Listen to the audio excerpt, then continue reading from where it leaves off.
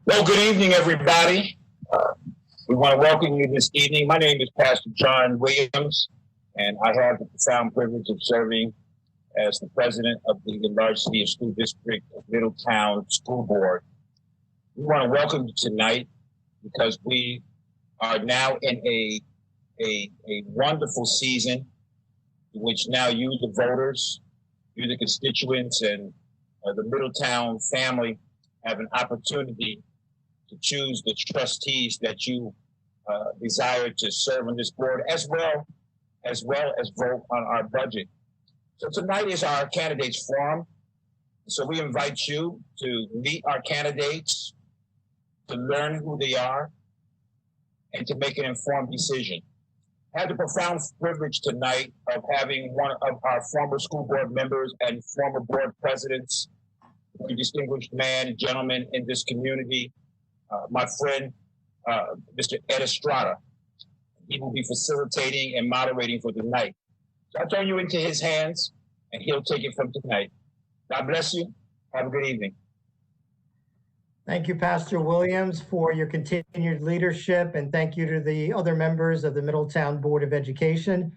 Good evening, everyone. My name is Ed Estrada. I'm a former 13-year member of the Middletown School Board and also former past president of the school board as well. Before this event, I ask that you all please rise and remove your hats at your respective domiciles as we honor our nation, our soldiers, and our veterans with our Pledge of Allegiance. I pledge allegiance to the flag of the United States of America,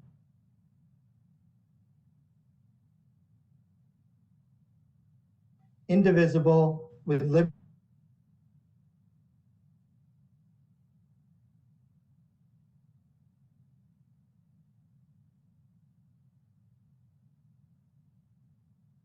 Again, we want to welcome you here to our Meet the Candidates Forum for the Middletown.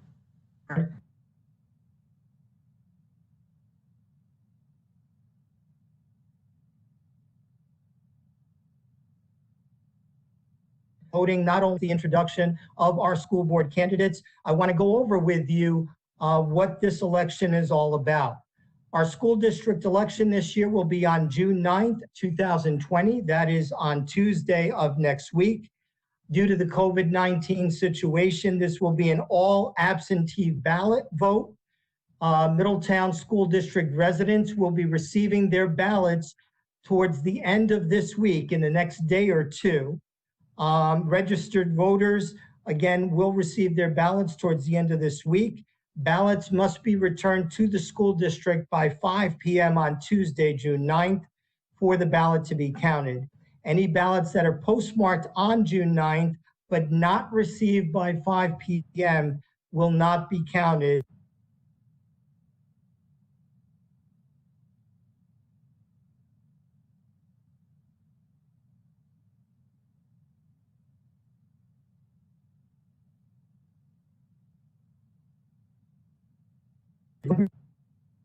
Candidates who each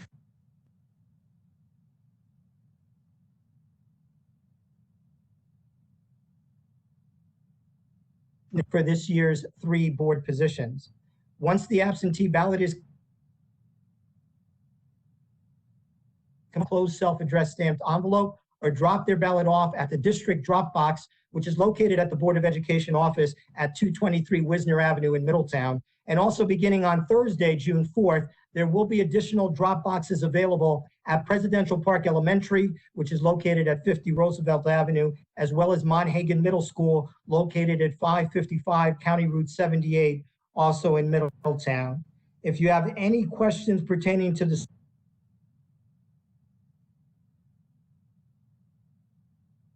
you can contact the district business office at 845-326-1195. And for questions related to the actual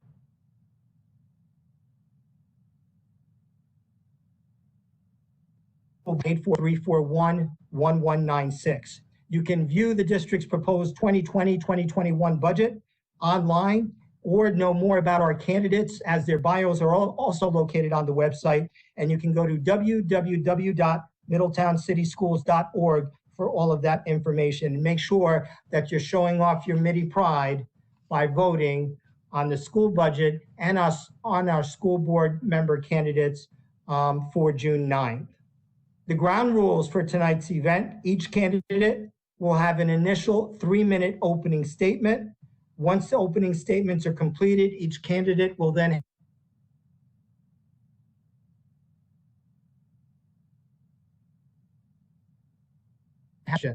Once questions are completed, candidates will have a 1-minute closing statement, and typically the forum runs about 90 minutes in length. Over the last several weeks, the public has had an opportunity to submit questions via the district's website. The district received 1 question via this avenue and also 3 questions from existing Board of Education members. These questions have been made part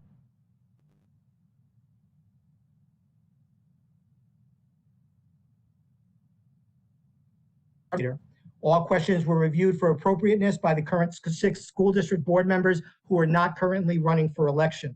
There is no dialogue.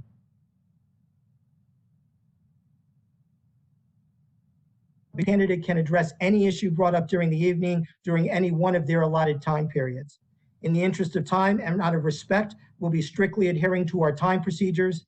Candidates are advised to keep an eye on their screens for updates as to how much time they have left to respond to a particular question so as to avoid verbal warnings from the moderator.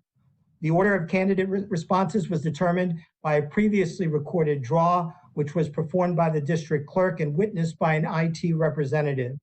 The order for our opening statement will be Mr. Hammond first, Mr. Gomez second, Mrs. Houston third, and Mr. Williams fourth. Mrs. Keisha Zucks, a current member of the School Board of Education, was unable to attend this event. She is also running on this year's slate. The order of response will then alternate for every question, with Mr. Gomez going first on the first question, Mrs. Houston on the second, and so on. So at this time, we want you to sit back and enjoy this evening's event. We will introduce now our candidates for this evening's forum. We have, if we can ask each of our members to raise their hands so folks can put a picture to the actual name of our candidate. We have Mr. Russell Hammond. We have Mrs. Nicole Hewson. We have Mr. Kevin Gomez. And we have Mr. Freddie Williams, Jr.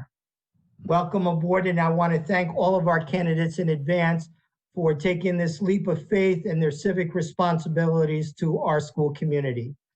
With that, we'll begin with our opening statements. And Mr. Hammond, I'll give you the floor for 3 minutes.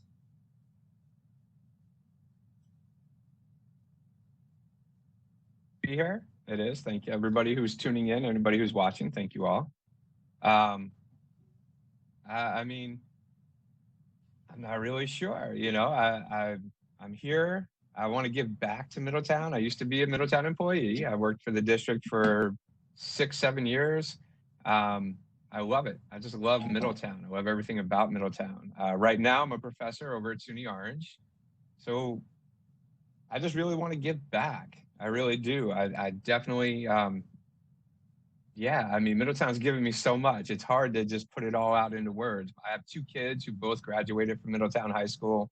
My daughter graduated with like 30+ college credits. I mean, it's an amazing school district. Who doesn't want to give back to a district like this, right? So, I mean, that's why I'm here. That's pretty much it. That's me in a nutshell. Sorry, I was only ready for a minute, so that's all I got. That's okay, Mr. Hammond. Thank you very much for your opening statement. I'm trying. Can you guys hear me at all? It looks like my microphone is, okay, there we go. Thank you again, Mr. Hammond, for your opening remarks. Mr. Gomez, you're up next. Thank you. Hi, I'm Kevin Gomez. I am running for re-election to continue serving as your trustee before our school board.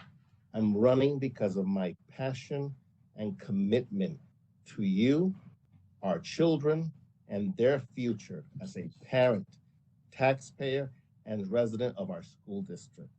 I live with my beautiful wife and our 4 precious children in the city of Middletown, where they attend our local schools.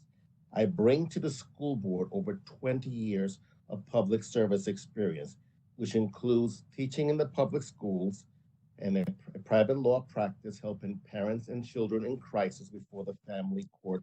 And for the last 3 years, serving as your school board member, where I've chaired the Fair Funding Committee, serve as a liaison to the city of Middletown and the New York State Legislature, taking the fight to wherever necessary for our children's welfare and our school district's future. As I stated 3 years ago, I believe then and do now that our children, whether they are innocent little tots about to start school or high school seniors eager to conquer the world, that they all deserve schools offering academic excellence with clear paths towards their futures. As your trustee, I have fought hard to fully fund all our academic programs and expand learning opportunities, keep our taxes low, secure state funding where it's owed, and bring back to our schools safety officers with the highest level of security and safety for all who learn and work in our district. We are living in no ordinary times, my dear friends, with challenges not even imaginable a few months back. Now more than ever, we need in our school board trustees with a track record that have been tested and with experience you could count on. I hope to earn your confidence tonight as that candidate with the commitment to build a partnership of empowerment that includes you as our parents, teacher, local civic leaders to secure or to ensure that our schools are safe and secure, stand out as model community schools, offer a quality education second to none, fairly and properly funded, and preparing our children, our beautiful children, for their dates with destiny. It is with this vision that I seek to continue serving as your voice on our school board. And I'm grateful for this opportunity tonight to share with you what I believe is our mutual vision for our children and our districts tomorrow. Thank you so much. Thank you, Mr. Gomez. Once again, I'll do a quick recap on the rules. I've been told that the instructions were a little bit choppy.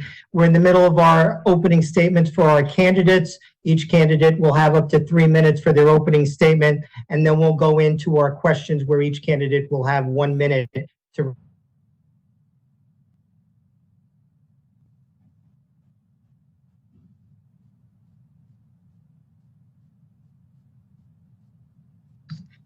Mr. Estrada, the audio went out, so I apologize if you were giving me instruction to go next. Yep, you're all set. Okay, thank you. It is my pleasure to be here this evening to introduce myself. I was born and raised in upstate New York and have lived in this state my entire life. I come from a Catholic family of public servants. My father was a union leader and fireman, and my mom was the office secretary at our local public high school. I was blessed by the fact that my parents raised me with a strong work ethic and taught me the importance of helping others. My career in education began 25 years ago as a fifth grade teacher. The love of my life, my husband Eric's passion for wanting to help people feel better and live longer by researching and developing medicines took us in a life-changing direction, relocating us to the Hudson Valley. I began teaching at Mount Carmel School and spent the next 20 years engaging with students in a classroom that I strived every day to make a magical place of learning for them. Parents entrusted me with their care just as the voters of this community entrust the Board of Education to make important decisions. These decisions will set policies and a budget that will directly impact our students' abilities to reach their full potential in life. I believe that as a teacher, I will make a great candidate for this elected position because I have firsthand knowledge of the needs of community stakeholders, and I want to help enact policies that will reflect their voices. We've lived here in Middletown since 2004 and have grown roots here. I love my community and know all too well the struggles of taxpayers. If elected, I will exercise fiscal responsibility. I realize there are senior citizens trying to get by on fixed incomes and know that families are facing poverty, especially due to pandemic layoffs. At this point in my life, I teach part-time while serving as a volunteer. I was appointed by the mayor of the city of Middletown to the planning board 14 years ago and continue to serve on this board. I have more than 80 hours of state training and 14 years of experience in city planning, zoning, environmental impact, and trending issues such as population growth. I feel this background provides me with yet another unique perspective for serving the school district. I have always considered myself an active community partner. I have a 10-year history of working together with our veterans from the American Legion to educate students about the flag and civics. I served as a 12-year cooperating teacher with the DARE program. I served on the Middletown Cares Coalition and Community Accountability Board and have taken extensive training on restorative justice. I piloted a popular early childhood education book series for the Vice President of Scholastic Publishing, coached middle school basketball and cheerleading, as well as supervised some clubs in my school. I'm a member of the Historical Society of Middletown and Town of Wallkill, as well as Kappa Delta Pi and International Honor Society in Education. I support Pets Alive, the Humane Society, and Holy Cross Ministries, to name a few. And I appreciate you allowing me this opportunity, and I look forward to answering your questions this evening. Thank you.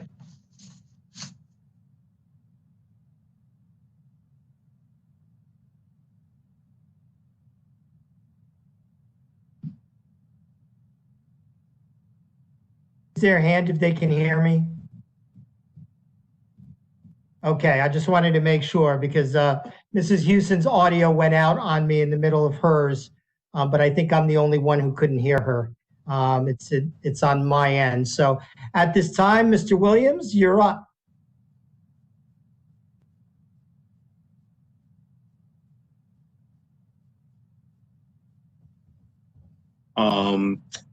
I'm running for school board based off all of the community involvement I've had through the years. I'm currently a business owner in the city of Middletown. I own a barber shop. I've been in the barber business for 21 years. I've owned my own business for 2 years. I'm currently in the MBK program, which is through the high school. I'm a mentor in the high school.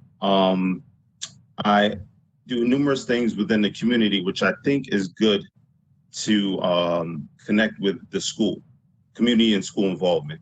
I've done a bunch of charitable things such as coat drives, food drives through my business. I coached kids now for about over 20 years. I've orchestrated a bunch of youth programs, youth tournaments.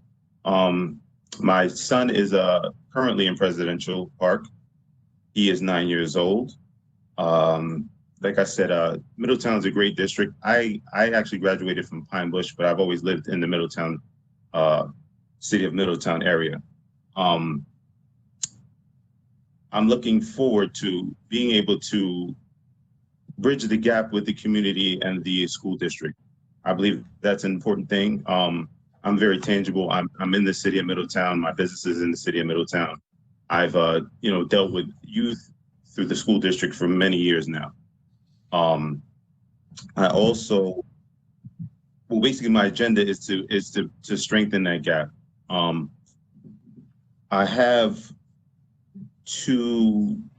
work at the YMCA also, which I run a program there. Like I said, multiple programs, like a lot to list. And I'm just very grateful for the chance to run for the school board. And, my agenda is just to give every kid the best shot possible to succeed in school and beyond. Thank you.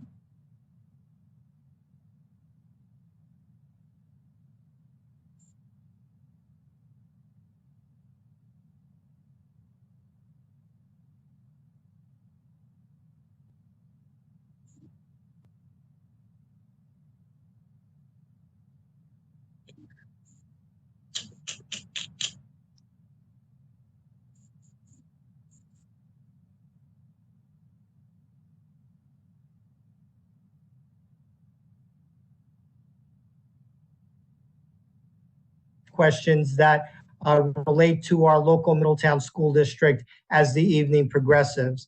Now we'll move on to our questions. All of these will have 1-minute responses from our candidates who will alternate turns on who goes first, who goes second, who goes third, and who goes fourth. Question number 1, we'll have Mr. Gomez going first, followed by Mrs. Houston, followed by Mr. Williams, and then followed by Mr. Hammond. Question number 1 to Mr. Gomez to start. What do you think of public education in general, and what role do you think it should play within our communities? Mr. Gomez, you're up. Thank you so much. Public education should be the road of empowerment for communities to be able to decide the future for their children's education. That's how the public school system began. They began as early as 1652 in the Plymouth or the Pilgrims Colony, Massachusetts Bay, where parents and families were given the power to elect local school boards and set common schools for children to be able to get an education that will prepare them for a lifetime. During my tenure in the school board, I have fought and will continue fighting to ensure that we have the fair funding and that our school districts have the discretion and liberty for parents, teachers, and administrators being able to put together the curriculum, being able to decide the goals and objectives that will best serve their community and provide our children a roadmap to tomorrow. The power belongs to you and the future belongs to our children. Thank you, Mr. Gomez. And if any time any of the candidates need me to repeat the question, just let me know. Mrs. Houston, you're up. Your audio cut out for a moment, Mr. Estrada. Would you mind repeating the question for me, please? Not at all. What do you think of public education in general, and what role do you think it should play within our communities? Thank you. Public education started out to give equal opportunity to everyone, and it remains that way. I think it's important that we do have supplementation from our government to finance the programs in our schools. But I also feel that sometimes things can become so standardized, because as a teacher, I saw it in the classroom, that sometimes we almost feel as teachers that we're being given a script to read to the students, and we lose the creativity that is intended for each classroom. We don't want to raise a generic society of children. We want there to be different experiences for them. But I think as long as our government doesn't overstep its boundaries and we have the financial support, it's a very good thing. Thank you. Thank you, Mrs. Houston. Mr. Williams, you're up.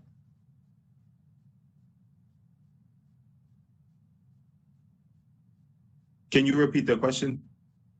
I'm sorry. Can you hear me?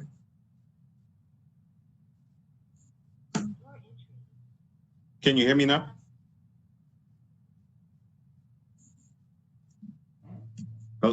Hello? Can you hear me, Mr. Estrada?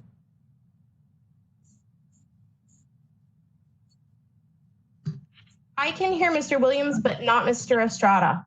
Right, okay. I can hear Mr. Williams.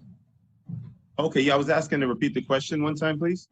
Okay, not a problem. What do you think of public education in general, and what role do you think it should play within our communities? All right, I'm a big fan of public education, coming from public education. I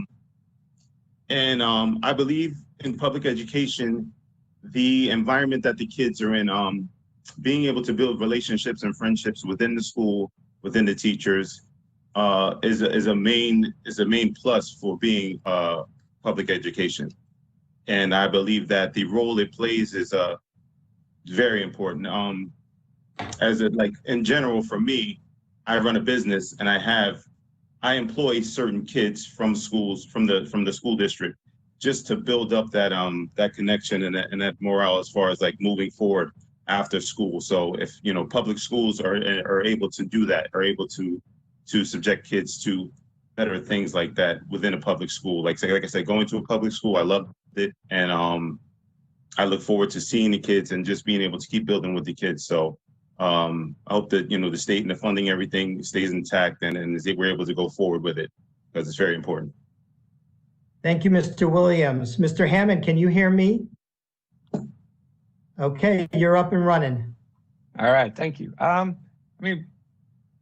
wow, I was ready to say something, but then I lost it for a second. I'm losing my video. Can you guys hear me? Yep, I can hear you and we can see you. All right, as long as you guys can hear me and see me, because I can't see you, but I can hear you. So that's good. Public education in general, I think it's getting beaten down, to be honest with you. I mean, it started off great. It really did. It's supposed to be, you know, the lower grades should be more about socializing, teaching kids Now how I to think we lost socialize your with each audio, other. Mr. Hammond. Oh, that's not good. Can you hear me? Can you hear me? Can anybody hear me?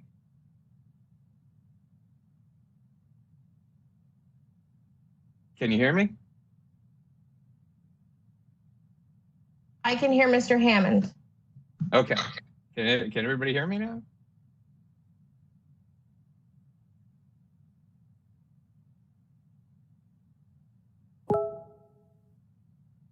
Can you hear Vesh? Can you hear me? I could hear Mr. Hammond. All right. Loud and clear. All right. So I'm going to go with this. All right. So I think, you know, much like Mr. Gomez had said, you know, it started off great, like it did, but it's gotten beaten down. I mean, the elementary used to be about socializing, playing with blocks. Now what we do, we test. I think public education could be great again, but it's just, there's too much over involvement, I think, from the federal level. I think that the community should be more in charge of it than they are. I don't think it should be all the state mandates just running everything all the time. I mean, that's just my opinion on it, and that's how I feel about it, though. Thank you, Mr. Sorry, Hammond. yeah, sorry, the audio threw me off. No, that's okay. We all understand that these are trying circumstances for everyone, so we'll try to make the best of it as we move forward on this evening. Can everyone hear me for the next question? Yes. Okay, Mr. Hammond, you can hear me?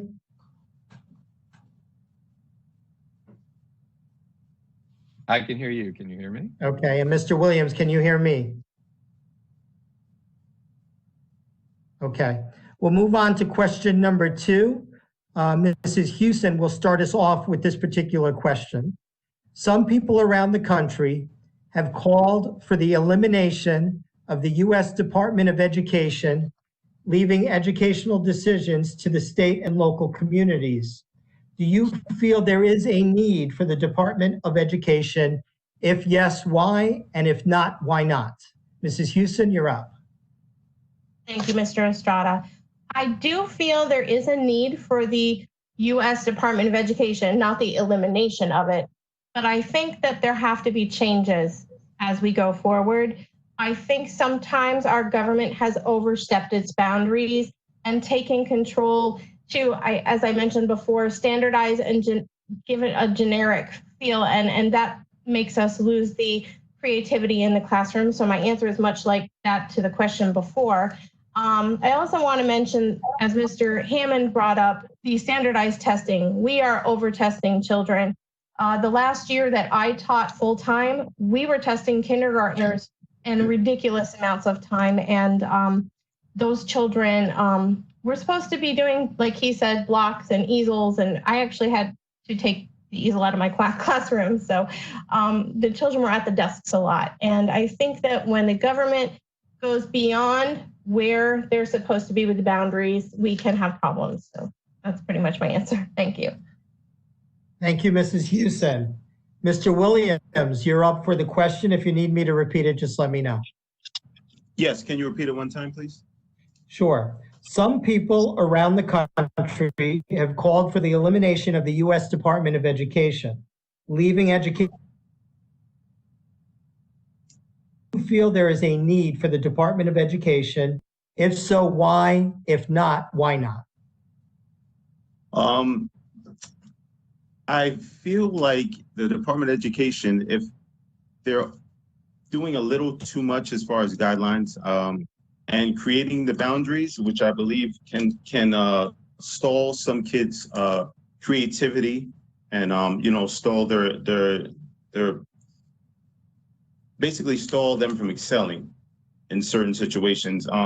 Over testing, I definitely have been hearing about, and I think it's getting more to back the basics, and just making sure that the kids understand what is going on. Over testing can cause a lot of stress in kids, a lot of anxiety in kids. And that's one thing we don't want. We don't want kids to be uncomfortable in school. That the school should be a place where they feel completely comfortable And, once you're comfortable, you're able to excel and learn more.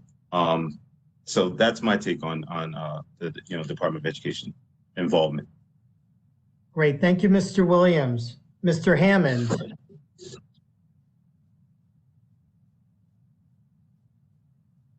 Oh, am I unmuted? Sorry. The federal Department of Ed, I think we do need them, but I don't think we need them in K-12. Their college level programs are good, but K-12, there's such a disconnect between the federal government and what's going on at the state level, at the community level. I would love it if they would just give the school districts to the communities. Let the communities decide what's going to happen in their district. Forget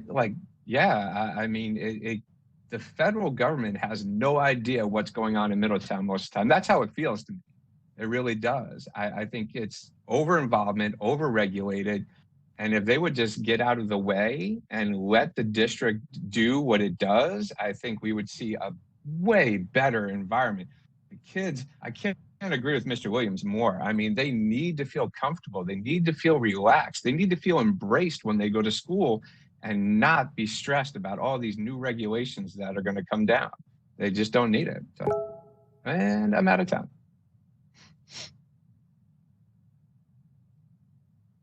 Same question to you. Too much government is not the answer, but could become a problem. The U.S. Department of Education could play a positive role in channeling resources and empowering local districts with the means to better the education of their children. But we do not need a bureaucrat in Washington, D.C. telling us what to teach, when to teach it, or how to use our resources. As was said recently, one model does not fit all. In our district, we've proven that when you allow decision-making and creativity in the hands of local educators, we can make a difference. I'll give you some examples from the Middletown School District. Maple Hill Elementary School, we have a program where children are able to learn in dual languages. What better way to prepare for the future with having that skill? Presidential Park Elementary School, we just recently started an engineering program where children are able to learn robotics, put robots together, skills that they will need for the future to master the sciences. There's our examples. If you allow our teachers the creativity and innovation, we could do great things. Give us the tools to finish the job, but don't tell us what to do. We know what's better here. Thank you, Mr. Gomez. We move on to our third question. Mr. Williams will have the honor of going first. Mr. Williams, what is your opinion about the support or lack of support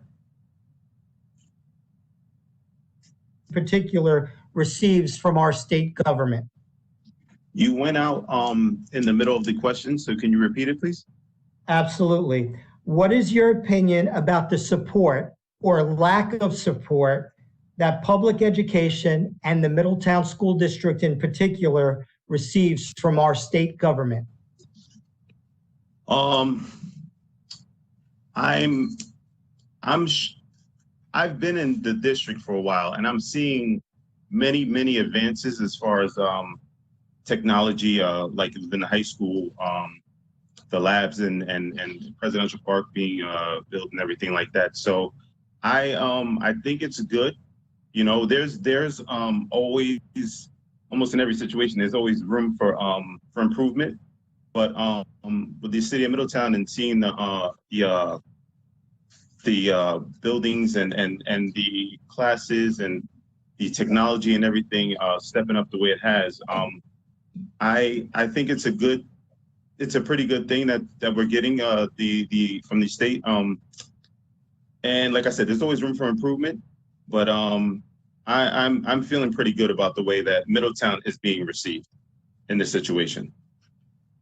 Thank you, Mr. Williams. Mr. Hammond, the same question. What's your opinion about the support or lack of support that public education and Middletown in particular receive from the state government?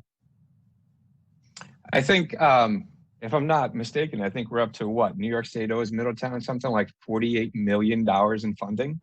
I mean, the state just piles mandate after mandate and says, hey, but you guys have to figure out how to pay for it. I think it's an amazing testament to people like Mike Tuttle, who comes up with a budget that allows us to do all this.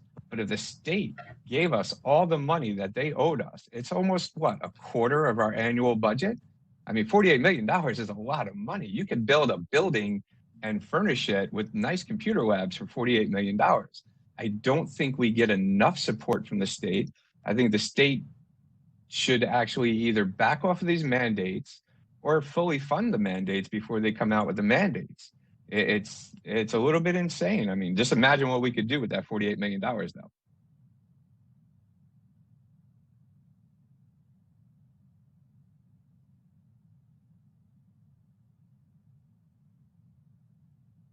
To mute myself, sorry.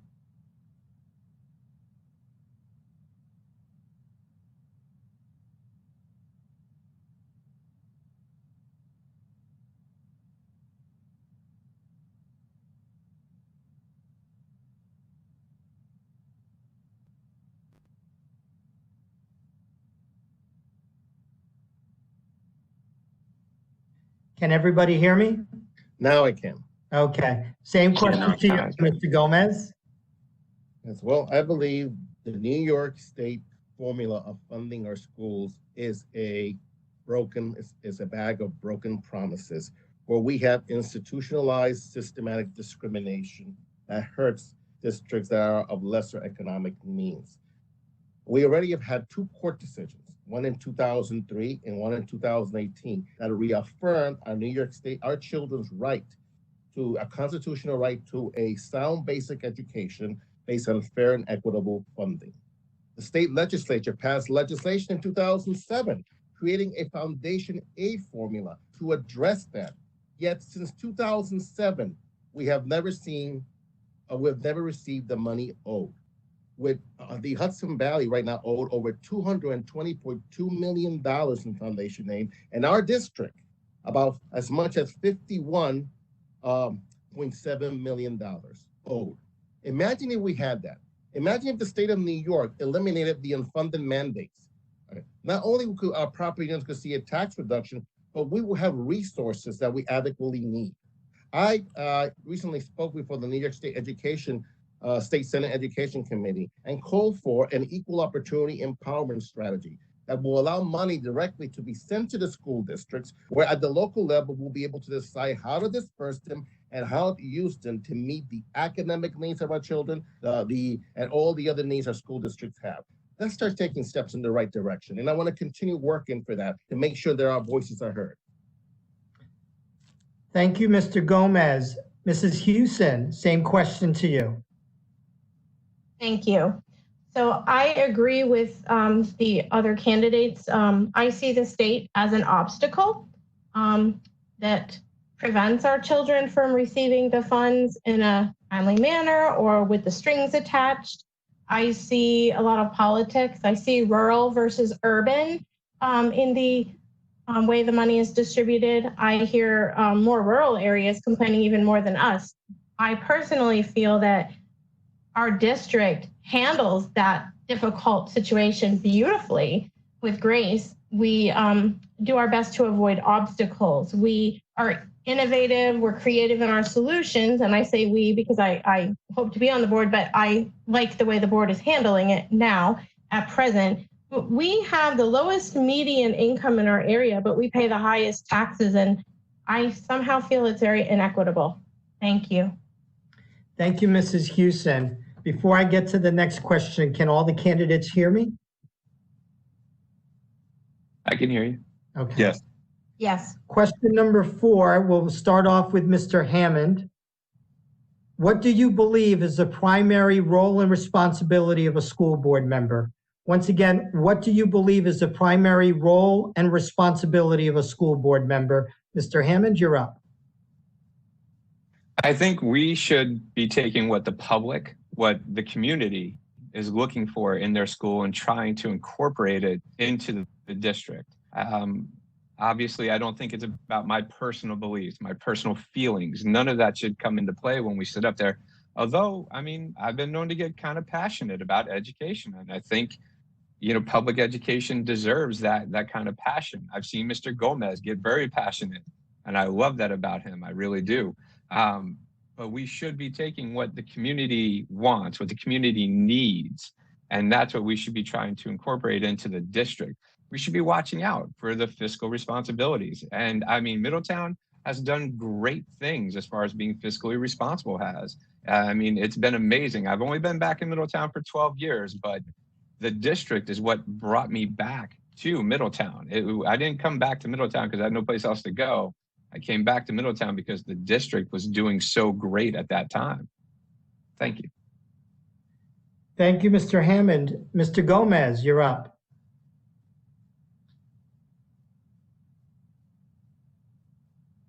Entire community, a steward of our district resources, a leader, a voice for all our parents and community, an advocate for public education. That involves decisions such as ratifying and approving the budget, setting district goals and policies, and of course, appointing the superintendent. I am very happy that during my 3 years on the board, I worked with my colleagues to secure that we have kept our taxes low every year, below the budget, below the state budget cap, because it is common sense that what we need is more taxpayers, not a higher tax burden. At the same time, we fully funded academic programs that to provide our children the best education possible and always looking where we can make improvement. And we've kept a strong financial reserve. So in the years of difficulty, we'll be able to have resources from the years of plenty. That includes the job, and I believe it's important that we come with that mindset of the community and for the community. And you're up. Did you say, Ms. Houston, you cut out again, Mr. Estrada?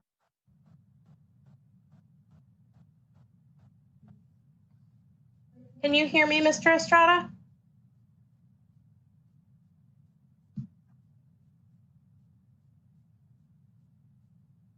Can anyone hear me on the board? I could hear Ms. Houston loud and clear.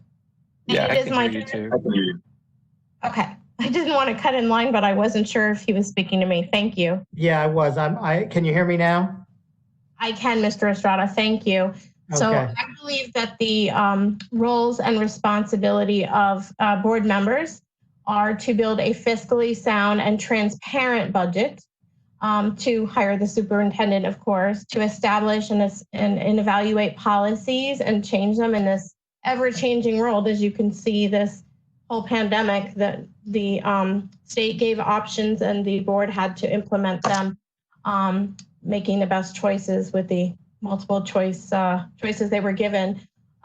We have to set and reach sound goals. And something that stuck with me that Pastor Williams said in a previous debate or Meet the Candidates night was that the power lies with the people who are our partners. And it really stuck with me because we are the stewards and leaders, and we have to set a tone for the members of the district, and we need to know that their best interest is at heart. Thank you. Thank you, Mrs. Houston. Mr. Williams, you're up. Question? Yep, you're up, Mr. Williams. Yeah, can you repeat the question, please? Sure, absolutely. What do you believe is the primary role and responsibility of a school board member?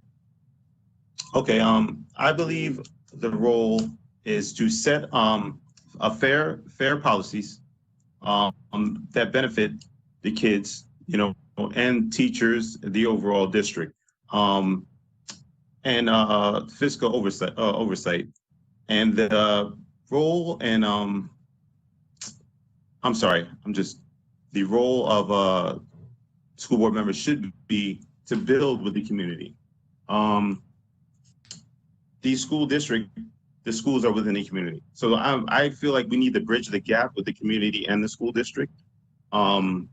Whether it be more parents coming to, I always preach parents coming and voicing their words to the coming to board meetings and for example, and me personally, I have a very large ambition to make sure the kids get the fair shake and the best possible positioning they can get in life beyond school.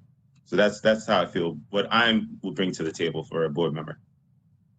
Thank you very much, Mr. Williams. Our next question came from the public. Mr. Gomez, you will start us off for this question. And the question is, with our society becoming more and more polarized, political topic, if yes, why? If not, why not? And I'll repeat the question just in case. With our society becoming more and more polarized, do you support the Board of Education taking a stand on a political topic? If yes, why? If not, why not? Mr. Gomez? Thank you. I believe that as a school board, we want to work in partnership with our elected officials whenever possible for the common good of our school district.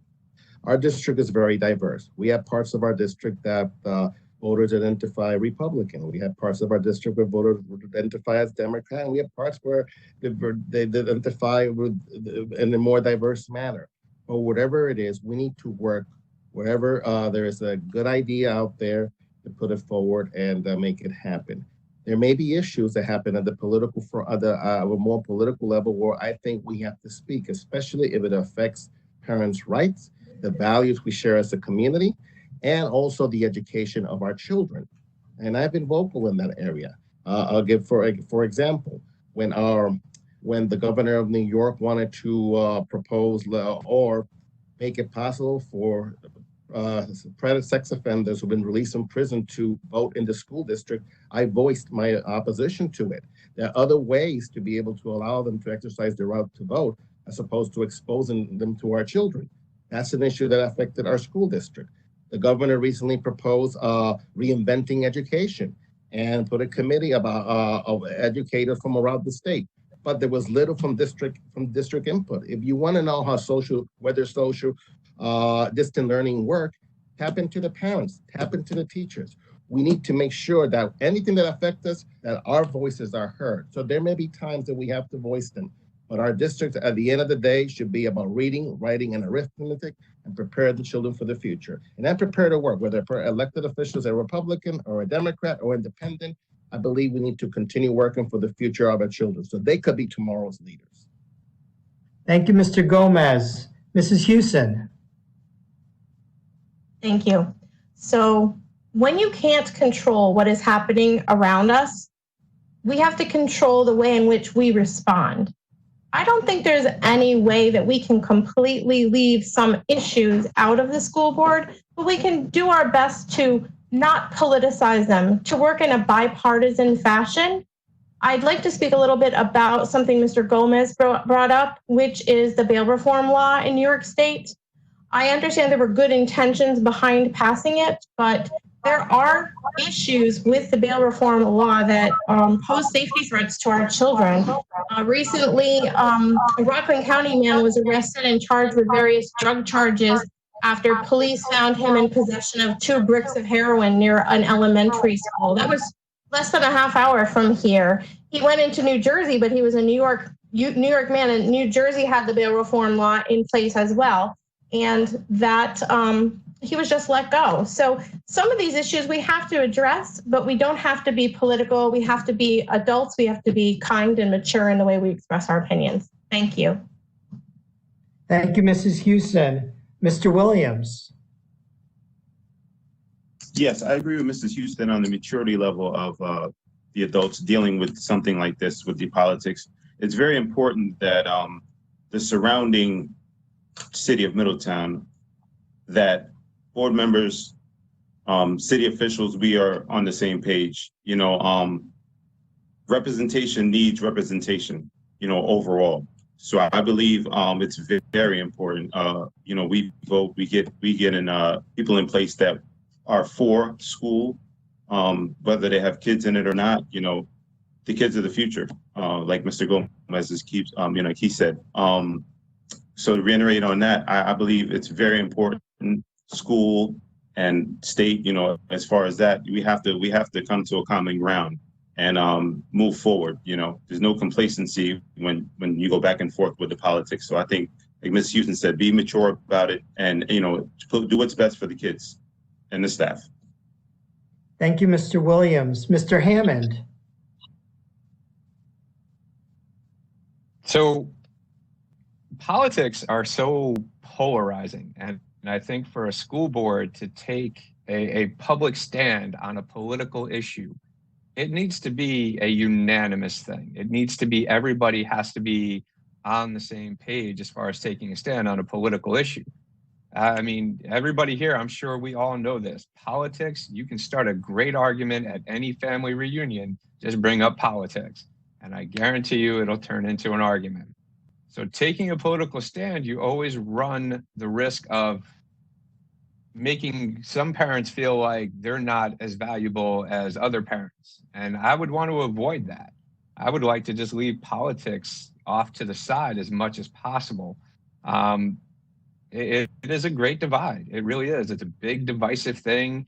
And considering, yeah, how polarized society is, especially right now, today, everything that's going on out there, it's tough.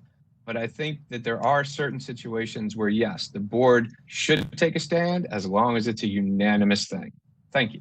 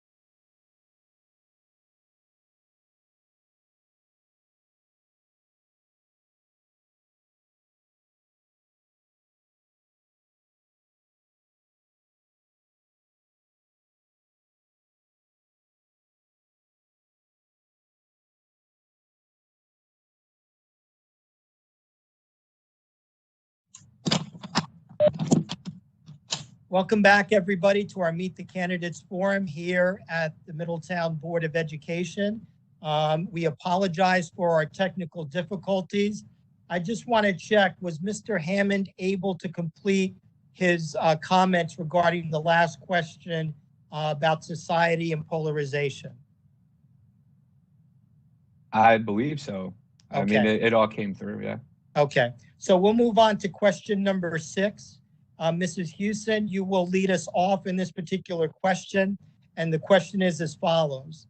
The next 3 years could be some of the most difficult years for our school district. What do you believe will be the most difficult challenges facing the Middletown School District? And what experience and or strengths do you have that you can bring to the table to meet those challenges? Thank you, Mr. Estrada. I can't stress enough that my 25-year career as a teacher provides me the perspective of knowing and understanding the needs of our learners, educators, and their families. I have kept in touch with many dear friends who continue to teach their students over the internet, and they have shared with me some of the unique challenges they have faced in light of this pandemic, as well as keeping in touch with parents who are trying to work from home to earn a living while simultaneously trying to assist their own children with lessons, as well as healthcare workers and first responders who've had to isolate themselves to protect their families.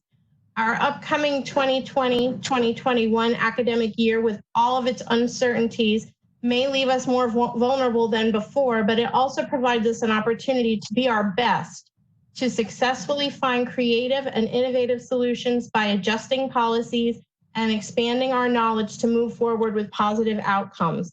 So it is my intention to be a strong leader during this crisis and work together positively to move forward with unity and not division. Thank you, Mrs. Houston. And I'll repeat the question because it was a little bit of a long one for Mr. Williams. The next 3 years could be some of the most difficult years for our school district. What do you believe will be the most difficult challenges facing the district, and what experience and or strengths would you bring to the board table to meet those challenges? Mr. Williams? Yes, I believe funding will be an issue that we have to deal with. It's just a really chaotic time right now as far as the economy, and the economy is toppling education, and that's a big issue that we've been having. So with me, for instance, i.e. if any program gets cut, or after school program, a youth program, a sports program, what I bring to the table is my community. I'm so stabilized in the community that I kind of do a lot of this stuff already, as far as relationships with kids, setting up programs, whether if it has to be outside the school because the funding gets cut, then I can do that. I've been doing multiple things as far as sports programs, after school programs within my business. So I think that's what I bring to the table, is a very strong community-based person that would be beneficial to be on the board. Thank you, Mr. Williams. And if anybody needs me to repeat the question again, let me know. Mr. Hammond, you're up.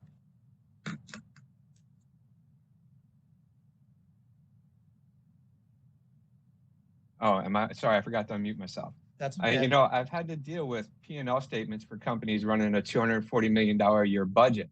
I've seen how to, stretch $1 to make it 10. I've seen the magic that Mike Tuttle works right now, making a quarter worth $1. I mean, these are the things that we have to start looking at, is, how to make the money work, how to work within the budget, where we can maybe shave a little bit to not have to cut those programs. But there are going to be some big challenges. There's going to be a lot of years, I feel like. And to Mr. Gomez's credit, he said this earlier, that fund balance that you guys maintained for so long, I think is what's saving us this year. And it might save us next year, but it's going to come a time where the fund balance isn't going to be enough to save us. And we're going to have to make those hard choices. And I've made those choices, different businesses I've worked in. I wasn't always a teacher. I wasn't always in IT. I used to be a manager. I've run businesses, and that's pretty much what I'm bringing. Thank you, Mr. Hammond. Mr. Gomez. My other colleagues, that fiscal issues are going to be the top issue on the agenda for our state. Prior to the pandemic, New York already was in a hole with an anticipated future cuts in education. And we've heard that the governor is talking about going back on this year's state budget and with 20% reduction.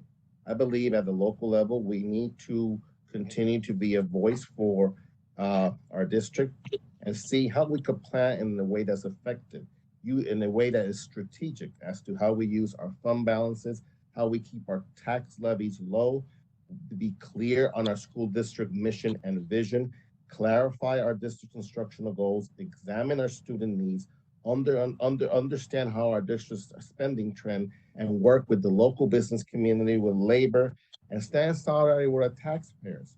So we could together to do what we've done all these years, kept our fiscal ship afloat and our academic mission consistent. And two areas I've worked on have been to advocating for equitable funding from the state, for reform the way we're funded, and also eliminating unfunded mandates. If our state were willing to keep its promise, its almost 40-year promise that hasn't kept of cutting unfunded mandates, we could see it's not only a significant reduction in the tax burden of our property owners, but more resources for our district. I believe we need to continue working that way. Thank you, Mr. Gomez. Mr. Williams, you lead off on our next question, and the question is, in your opinion, and with your conversations with members of the community, what do you feel are the strengths of the Middletown School District and why? I've had many conversations with parents from the district, and the strengths are the programs. There's many programs that are beneficial to the kids. The sports programs are awesome. I know a bunch of coaches and players.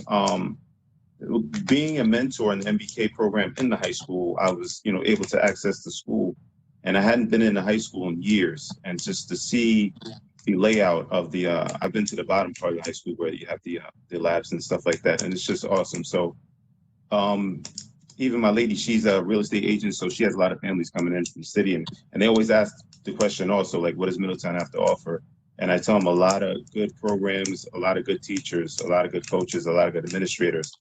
So I think we're definitely headed in the right direction. And, that's been my ambition to bridge the gap between community and the school, which I'm involved in. So that's how I feel about that. Very good programs. Thank you, Mr. Williams. Mr. Hammond.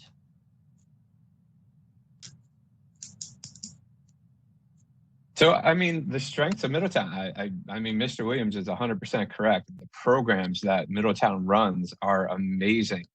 Working over at SUNY Orange, teaching the kids, I will tell you that some of the best prepared students I've ever had in my classes have come from Middletown. So, I mean, we're preparing them not just for education, though, we're preparing them for life. They're going out there and they're ready to be responsible adults when they leave us. It starts in the elementary buildings. I mean, we have some of the best administrators I've ever seen. The high school administration staff, everybody just, they throw so much love on these kids and they prepare them for life. I think that is a huge strength for Middletown. And I mean, most of the parents I've talked to really love, and again, I know Mr. Williams just said it, I'm just going to echo it, the programs. The programs that Middletown has been able to pull together with the administration that we have is amazing. Thank you.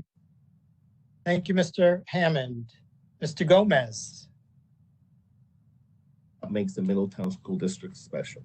We've had 57 regional scholastic art award winners, one nationally recognized. For 5 years in a row, our district has been recognized to be the best in music education. We've been able to provide 4 weeks of no-cost summer camps in previous years. And thanks to the endeavors of our Assistant Superintendent Amy Creedon, we started a Jumpstart program for incoming kindergarten students. At the high school level, we offer 112 tuition-free college credits. And we have had 59 athletic teams at the varsity, junior varsity, and modified level. These are just a few of the stuff that we've been able to accomplish, not to mention capital improvement projects with no increase to tax levies. How have we been able to do this? Because we have a close working relation between parents, teachers, and administrators committed to the welfare of our children and committed to an accountable trustee of our taxpayers' dollars. That is the building block we need to continue working on towards the future. Thank you, Mr. Gomez. Mrs. Houston. Thank you. I think the strengths of our district are the children, the diversity of the population, the partnership that the parents, the teachers, the students all have to collaborate. And one of the best things that I've seen in our district is and I'll use someone else's words, I don't want to steal them, but the forecasting. Our district board has planned ahead. They look forward to problems that might come up. And we foresee them coming and we plan ahead so our children can compete in our ever-changing world. I also feel that the theme in our schools is that the children are taught to be the best they can be, whether it be the athletics, whether it be the music program, the STEM program, or whatever their interests are. And our student-teacher ratio is 13-1, which is outstanding. It's a teacher's dream, and it allows for the most creative, collaborative classroom possible. Thank you. Great. Thank you, Mrs. Houston. We move on to question number 8 of the evening, and Mr. Hammond will be leading us off. Here's the question. Bullying, including physical, mental, and cyberbullying, involving many of our students, especially those in our LGBTQ student population, and how school districts respond to those issues have received increased scrutiny over the last decade. What role do you think the Board of Education has when it comes to bullying within our school district? Mr. Hammond, you're up. Really quick, before I answer that, I just want to go back to that last question because I forgot to mention this and I wanted to mention this. Middletown, you know, Deborah Dunleavy and Warren Burr are one of the biggest strengths in Middletown. They feed all the kids for free. That's a huge strength for the district. But on to the bullying. Education. You know, there's a lot of education that goes into the bullying thing. Like I've actually had to educate parents on what a Finstagram account is. For anyone who doesn't know, Finstagram is what the kids call their fake Instagram accounts. Being a cyber, this is my education, is cyber security. So I'm big on cyberbullying. I don't think that parents are equipped to deal with all the little ways that their kids get around with the bullying. And I think that the role of the Board of Ed is to try to get the parents more involved in some education, bring in. I think the state police have an amazing program where they come in and they educate the kids about the pitfalls of cyberbullying and everything that goes along with it. This is stuff that's going to haunt them 10 years from now when they're trying to get a job. This is going to come back on them. And I don't think that they're educated enough to know that yet. Thank you. Sorry, I ran over my time. Sorry. That's okay. Thank you, Mr. Hammond. Mr. Gomez. Our former superintendent, every child, everywhere, every place. That's what it's all about. Every child matters. I believe it's important that we have strong channels of communication between the schools and the parents when it comes to issues of bullying.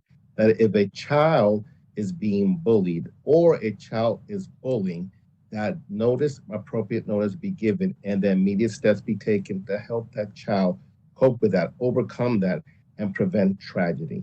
We cannot afford to see any child life put at risk or in danger because something malicious or bullying act. Every child, everywhere matters. And I need work with our local elected officials as well as our state elected officials to ensure that we have the appropriate resources such as support service of counseling and counselors to ensure that children who have gone through the difficulties of bullying are able to overcome it and move on and be the best and brightest God intended them to be. Thank you, Mr. Gomez. Mrs. Houston. Thank you. There's a dividing line between where the home, the state, and the police even in some matters fall with this. But we as a district always must have a zero tolerance policy. And I'd like to point out the modeling policy that Virginia has to address this. It was established in 2013, but we must provide training to our teachers. We must continue to, I know it's already happening, but we must continue to provide training to teachers. We need to educate the students ongoing, and we need to have a zero tolerance policy. Sometimes cyberbullying leads to suicide, and that is the most tragic loss of all. And unfortunately, we can't instill the Bible verse, gracious words are a honeycomb, sweet to the soul and healing to the bones. Sometimes children can be mean, but we must have a zero tolerance, and we must have a code of conduct that never allows this to happen. Thank you. Thank you, Mrs. Houston. Mr. Williams.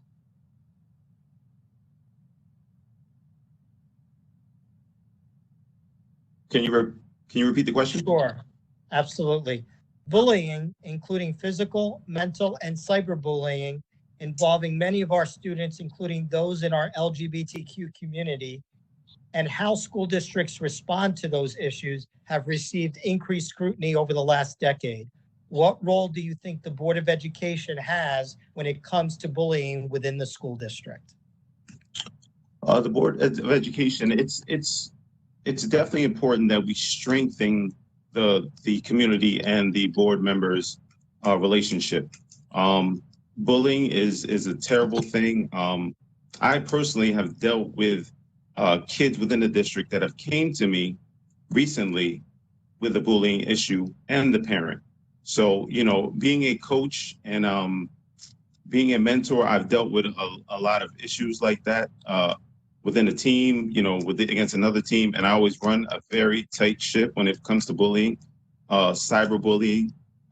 It's just about raising the level of humanity within our kids, within the staff. And that's really it. It's just about being fair towards everyone. You know, I have 2 kids. That's how I raise them. That's how I was raised, you know, not one hateful bone in my body, you know, so I expend that energy upon others. And yeah, that's how I feel about that. Thank you, Mr. Williams.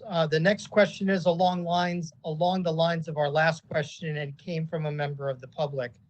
And Mr. Gomez, you lead off on this question. The Middletown School District has a strong policy in place that defines and supports the rights of transgender students and how they identify. What is your understanding and what is your opinion of this policy?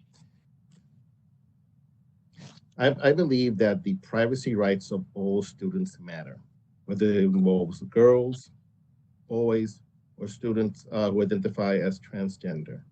The issue has been an issue of debate when it comes to athletic teams as well as bathrooms. In the area of bathrooms, I believe that if girls are going to use the bathroom, they deserve their privacy to be honored and protected and not violated. If boys are going to use their bathroom, they deserve that. And also, if a student identifies as transgender, they deserve their privacy to be protected, not stigmatized. At the end of this day, I think we need to work with our parents, with our community, to ensure that in trying to address the needs of all, that we don't violate the values or the principles of members of our community. That's where I stand on that issue. Thank you, Mr. Gomez. Mrs. Houston. My response echoes a lot of what Mr. Gomez says. Privacy rights matter to every student, and transgender students deserve to feel comfortable just like any other child. Every child must feel comfortable. Sometimes education of all of the students to make them understand that, sorry, I've paused for a moment. Privacy rights matter, and every student deserves the right to feel comfortable. I guess my answer is short and sweet on that one. Thank you. Thank you, Mrs. Houston. Mr. Williams.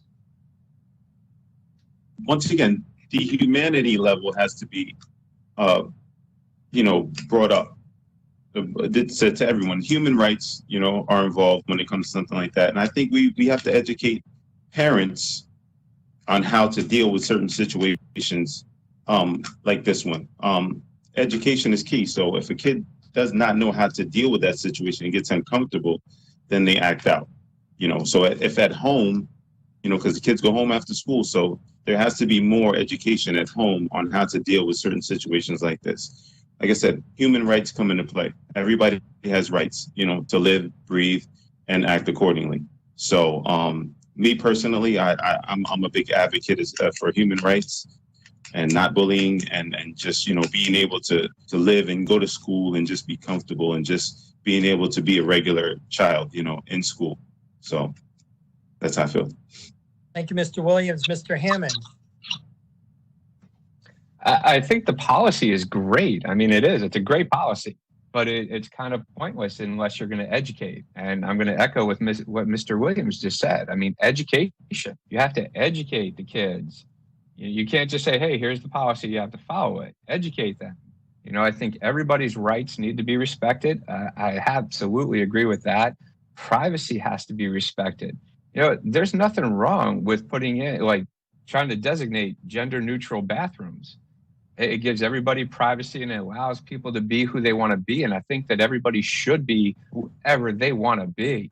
And we should be embracing that. And the policy is amazing, but the policy is hollow if we don't educate the students, because you're still going to have students who aren't educated on it and are going to do the bullying thing. And I just can't say it enough. Educate them. Don't just throw a policy.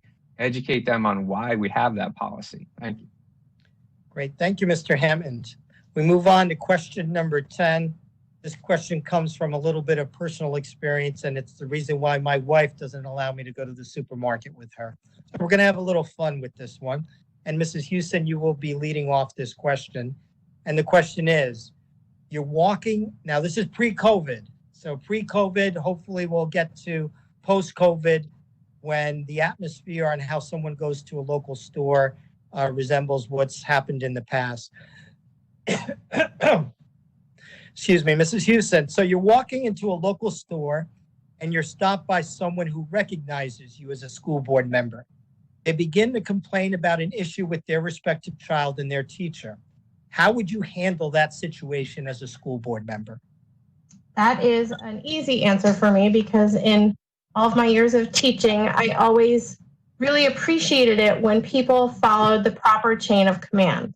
So I would direct this person or ask them the question, have you spoke? Well, first of all, confidentiality also. So I would probably quietly pull them aside and say, have you spoken with this child's teacher? Have you spoken with the principal? I need to direct you to them because it's not my place to speak on that. And then if it comes up in a policy situation, then as a board, we can discuss that. I just wanted to add a little bit more to my last answer. I couldn't agree more with the other candidates about education and sensitivity training in the classrooms and in the school at all, as far as kindness. We have to have random acts of kindness be rewarded in the schools. And that's something I have always tried to do in my classroom and hope to see continued in the district. Thank you. Thank you, Mrs. Houston.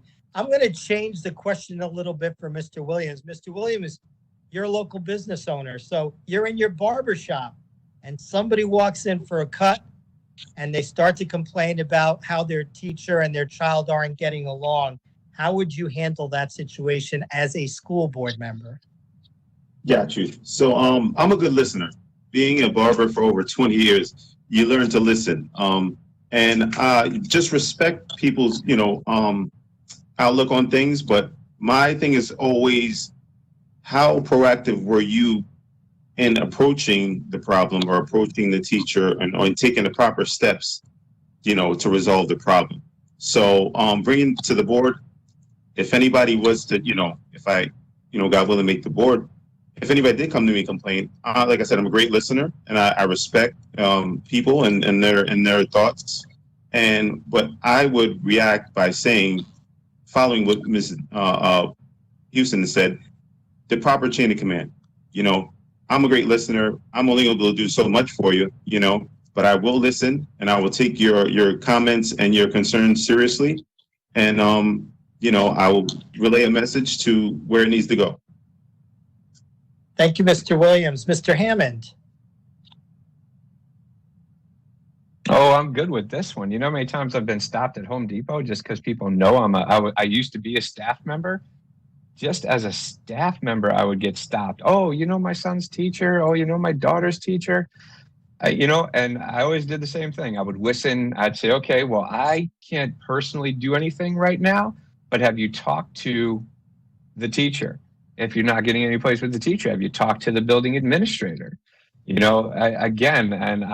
is what everybody was saying. You have to follow the chain of command, and you do. You have to follow the proper procedure.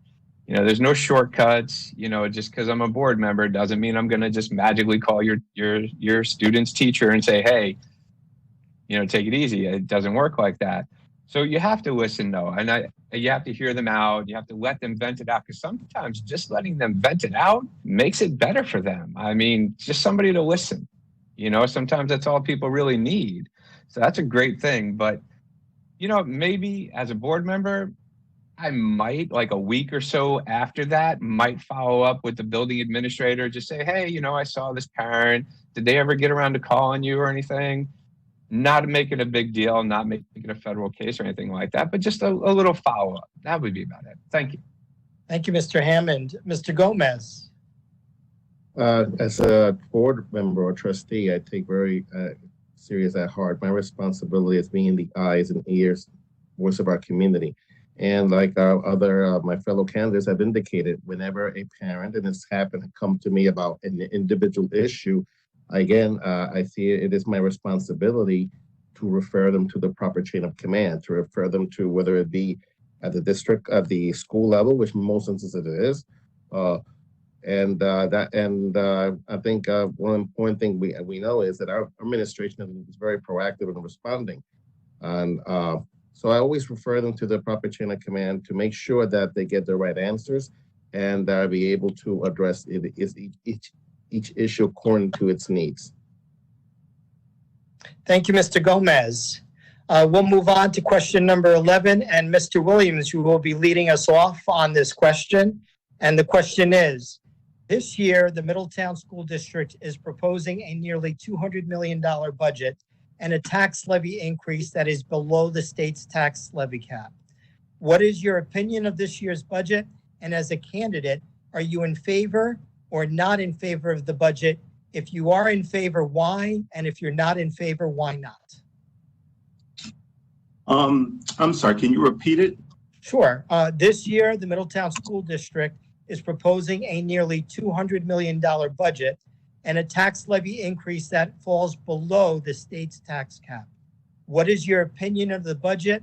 And as a candidate, are you in favor of this year's budget? If so, why? Or if you're not in favor, why not? Well, being below the tax cap is a very good thing. I commend the district for being able to provide that and be able to be under the cap. I'm for it. I believe Middletown deserves. I don't think we asked for more than we deserve. There's a lot going on, especially in this current time. And I'm an advocate for education. Economy is economy, and it has to move forward. But I don't think economy should be so much more important than education. They should be more of an even keel. So being a taxpayer and being able to be under the cap and not have to, boost up the taxes is an amazing thing. And once again, I commend Middletown for being able to stay under the cap and be as productive as we are. Thank you, Mr. Williams. Mr. Hammond. It's an amazing budget. It really is. 2 years in a row, 1% tax levy increase. It's absolutely amazing. I did pause a little bit though, because again, we're tapping into that fund balance. And that fund balance is going to, eventually it's going to get so low that we're not going to be able to tap into it anymore. So I had to pause and I looked, and the majority of the budget increase is coming from, sorry, I'm hearing crosstalk. Sorry. The majority of the increase are coming from contractual obligations, things that we have to fund. We don't really have a choice. If it's, if there's a contract says you have to do this, you have to do that. But it is an amazing budget. And to not cut programs, to not cut positions in a year like this, where, so many places, look, SUNY's looking at a 30 to 50% budget cut. So for Middletown to not cut positions and only tap a little bit of the fund and still come out with a 1% tax levy increase, it's an amazing budget. I'm all for it. I think it's an amazing budget, and I think that they definitely deserve a round of applause for it. Thank you, Mr. Hammond. Mr. Gomez. This year's budget, which is a continuity of what we've been doing in the last we've been doing over the years, providing our community a budget that's worthy of our children's future and worthy of the sacrifice and burdens our taxpayers bear in the state of New York. We've been able to keep our expenditures well below the tax cap, and at the same time fund all academic programs and do vital hiring of new teachers and staff to improve our academic vision for the kids. But also very important to me, we've been able to fund our school safety officers and put stronger measures in place for the security of our children and our staff, because at the end of the day, we're not safe, nothing else matters. So I believe this is a common sense budget, and I credit our administration, our financial operations for making this happen. And it's a model to continue going forward, because I believe our community deserves the best. Thank you, Mr. Gomez. Mrs. Houston. I'm very pleased with the budget. I am very in favor of it. I hope it passes. And there have been years when I didn't agree with it and I voted no. I was a little hesitating to share that, but that was some years ago. I'm really pleased to see the programs are up a little bit, but not too high. The capital expenditures are actually down. The benefits are what I consider to be reasonable and normal. I was a little surprised at the administrative costs going, and this is only if I had to nitpick, up a little bit by 10.46%.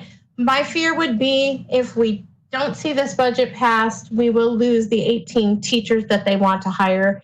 And my favorite part of it is the addition, as Mr. Gomez said, of the 2.5, if you will, SRO officers, and that we will have to not make any new equipment purchases and have to charge to use the facilities, because I think the public really likes that ability to use. I know I like to go walking on the campuses sometimes, and so hopefully let's see it pass. Thank you. Everybody go out and vote.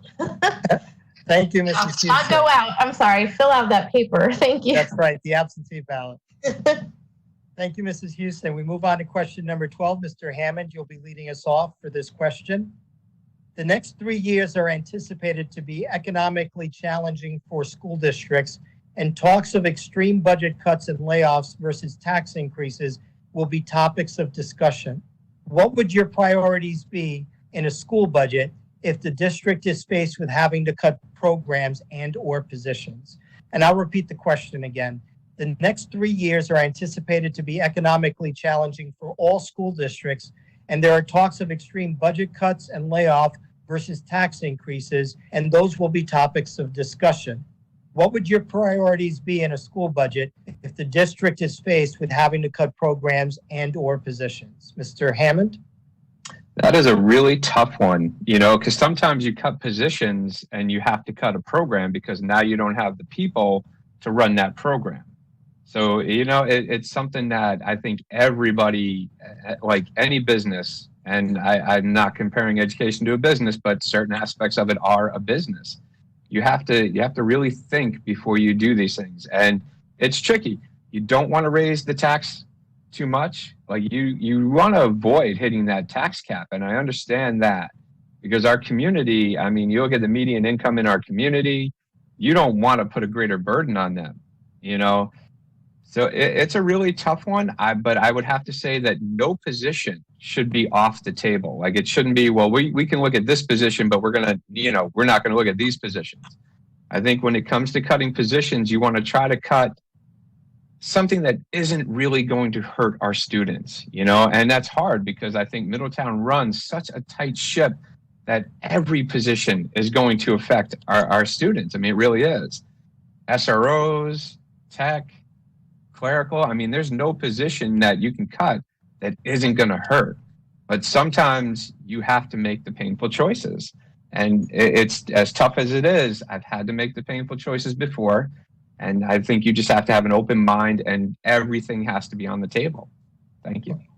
Thank you, Mr. Hammond. Mr. Gomez, same question. We are living in no ordinary times. We have big challenges coming ahead. I believe that when it comes to deciding the physical challenges, we must first and foremost examine what are our students' needs and what are the goals and mission of our district to be able to meet those needs. We need to look at ways to minimize the pain. It may involve having a temporary spending freeze and hiring freeze, which it may involve attrition or early or retirement, allowing certain retirement measures. But and it may involve using some fund balance. But I think it's important that we continue to maintain a strong fund balance so that we never fall on the red, on the ink, or in the deficit, so that we keep a strong bond rating. At the same time, we need to do all what's possible to keep our taxes low. Because if we raise our taxes, and mind you, we are 96th and highest in taxes in the country, we will continue to lose our families. We need to work in partnership with our community to promote a stronger economy. Our district every year hosts realtors to bring more families here to our area and see the best thing we have in our district. That's one thing positive to continue doing, because with more taxpayers, we will be able to alleviate the cost, not a smaller community bearing a higher burden. Okay, thank you, Mr. Gomez. Mrs. Houston. Our school district does a very good job of finding solutions and preparing for the future. These are unprecedented times, and we will have to make sure that the student-centered attitude stays fluid in the district. I see teacher versus student ratio as a very important issue when it comes to the budget. When we start cramming kids into classrooms, learning stops.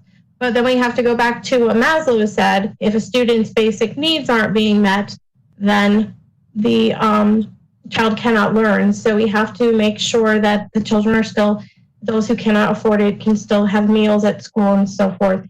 So I wouldn't want to see teacher cuts, and I wouldn't want to see program cuts, but if you give the teachers the freedom to be creative, a lot of the programs, people will step forward, there will be volunteers. It'd be amazing what a community can do when it has to pull together to find solutions for this. Thank you. Thank you, Mrs. Houston. Mr. Williams.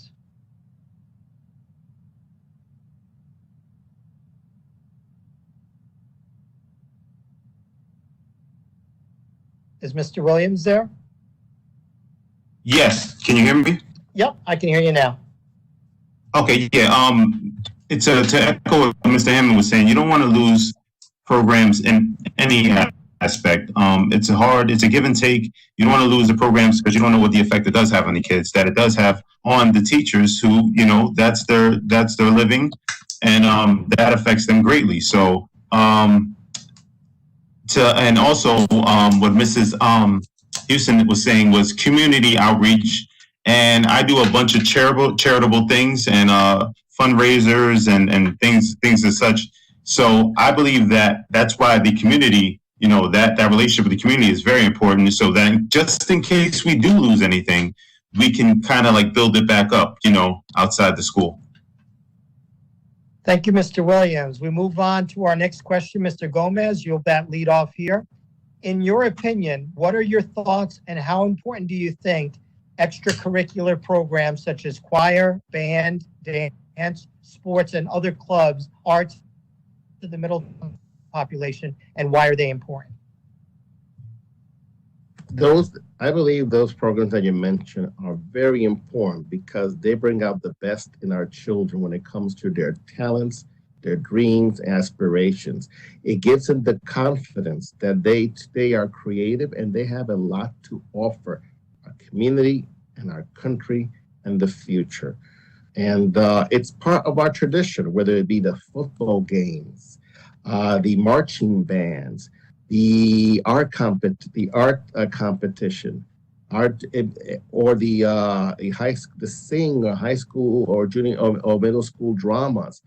It presents us that we are not only a close-knit community, but one that has a lot of talent. one that when you look at it, we could say that America's future is beautiful because our children, the gatekeepers of our nation's freedom, have the talent, the innovation, the get-go to go. That's why I believe it's important that we continue to offer those opportunities and work it in partnership with the community, the private sector, and the Parents Association, which are so great in our district.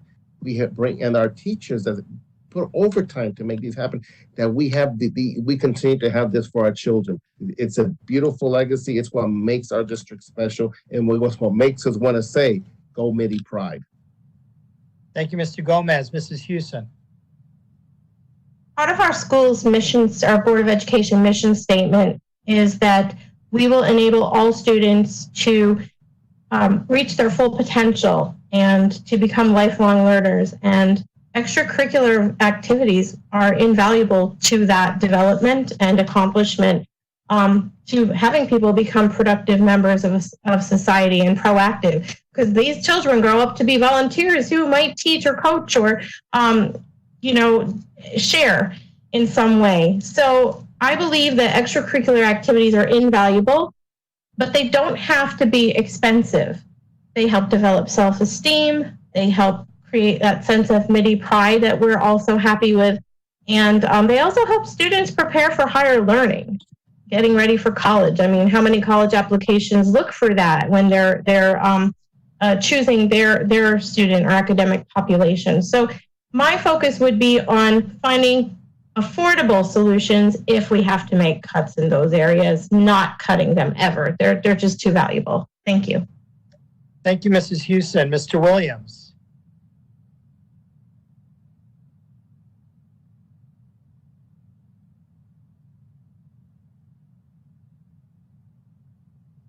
Mr. Williams?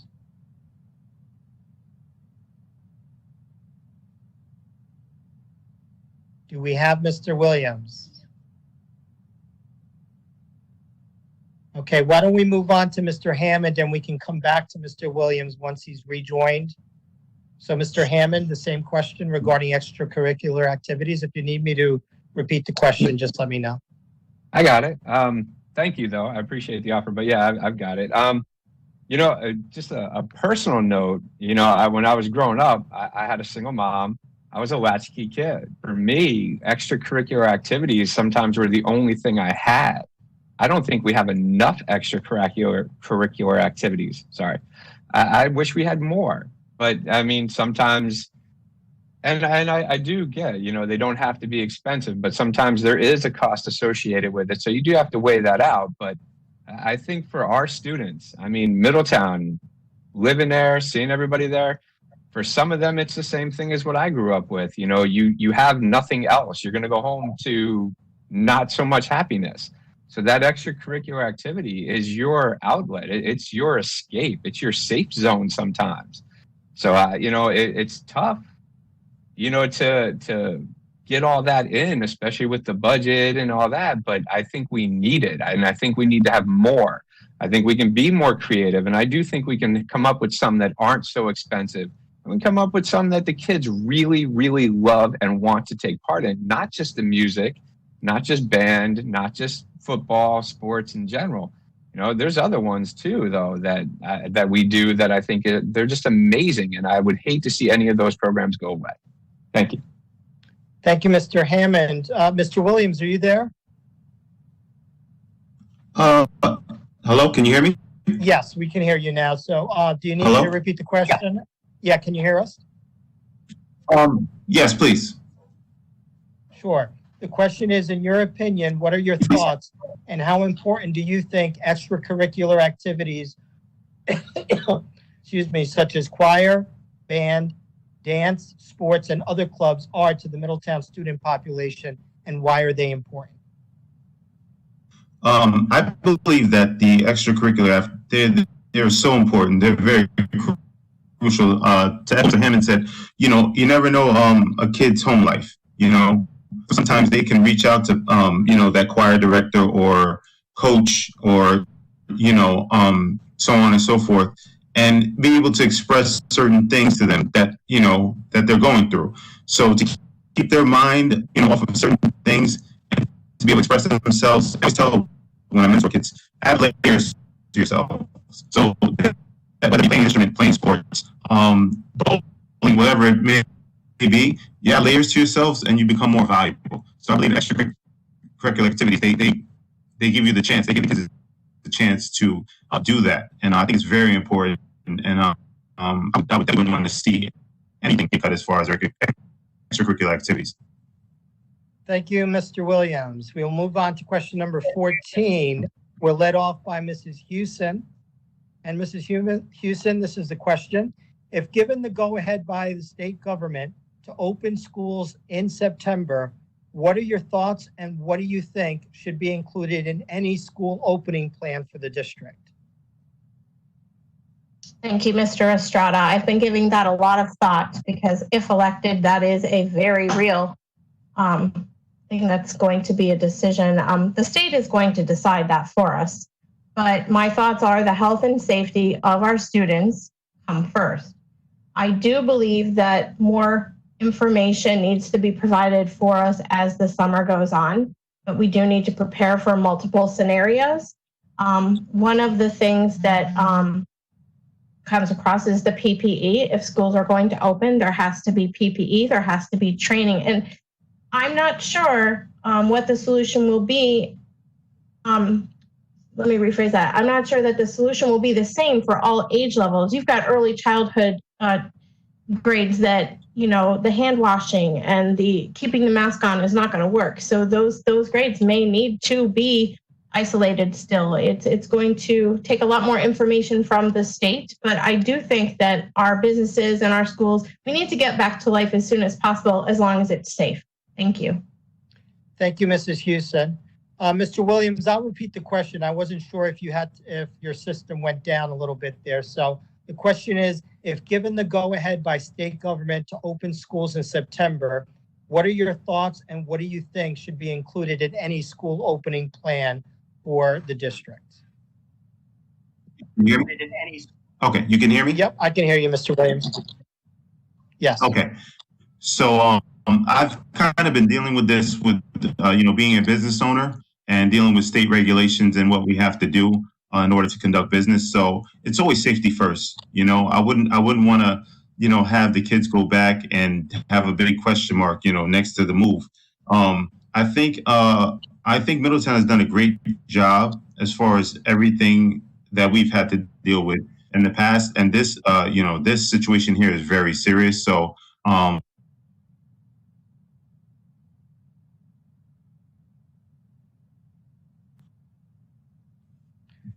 go Mr. Williams, are you forward there?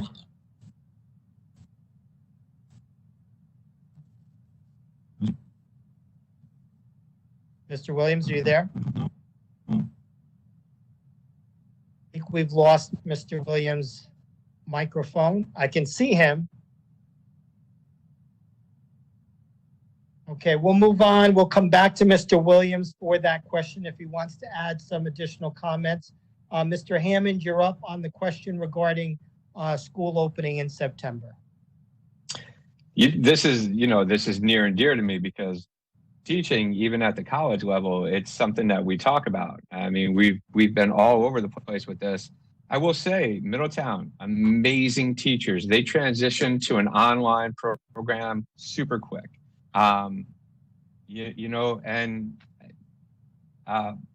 Sorry, I lost my thought for a second. God, I hate when that happens.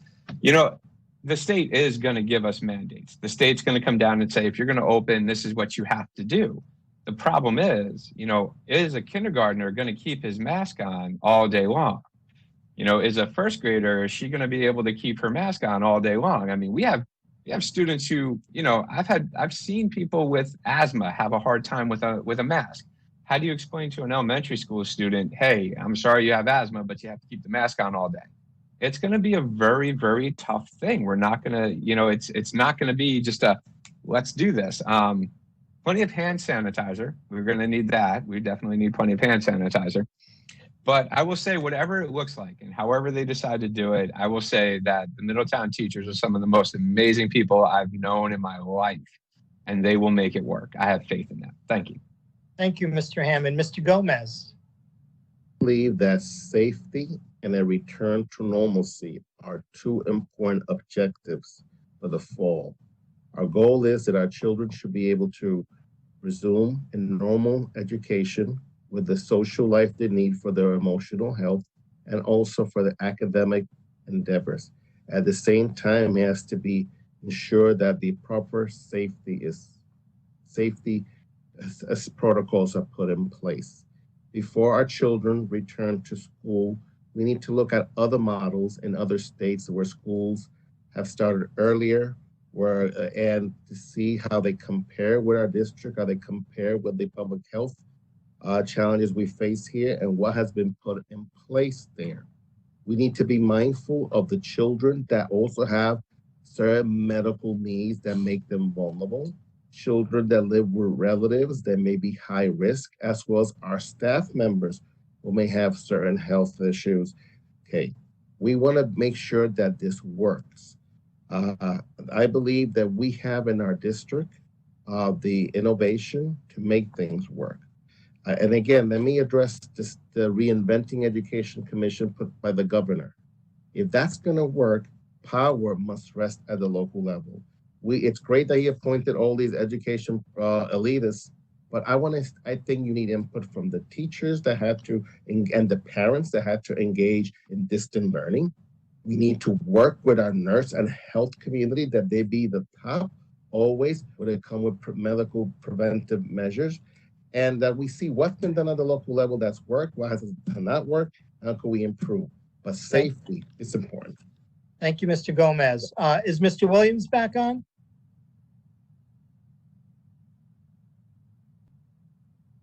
Mr. Williams, are you there? Okay, we'll move on to the next question. Mr. Williams was supposed to lead off on the next question. We'll try to catch him up with some of these questions. I'm interested in this forum in making sure that all candidates have the ability to express their opinions on all of the questions.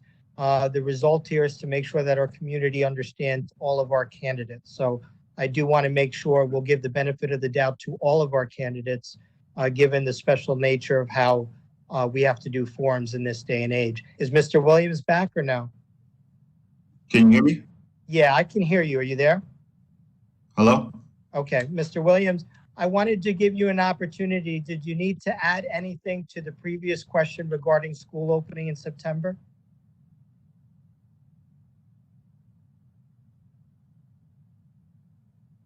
Mr. Williams?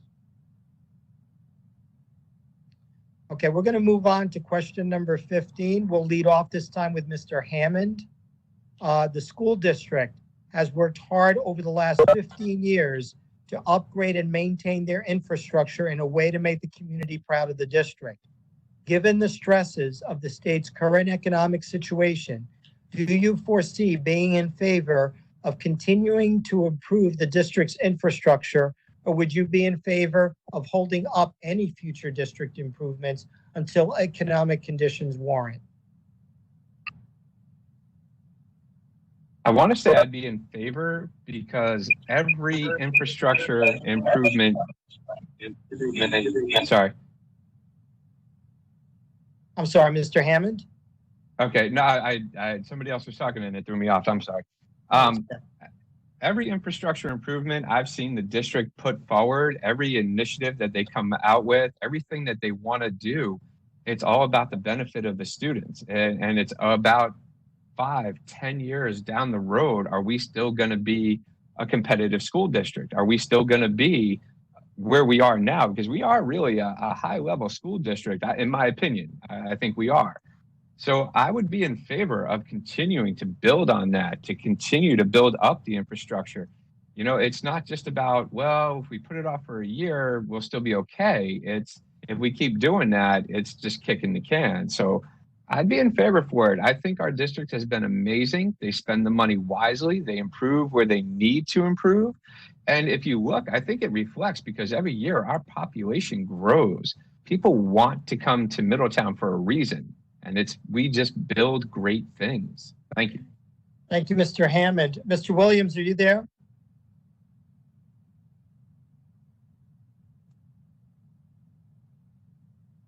Hear me now? Yeah, Mr. Williams, I can hear you. Do you need me to repeat the question? Sorry about that. Yes, please. Sure. The school district has worked hard over the last 15 years to upgrade and maintain their infrastructure in a way to make the community proud of the district. Given the stresses of the state's current economic conditions, do you foresee being in favor of continuing to improve the district's infrastructure, or would you be in favor of holding up any future district improvements? I'm always in favor of improvement, pretty much in any aspect.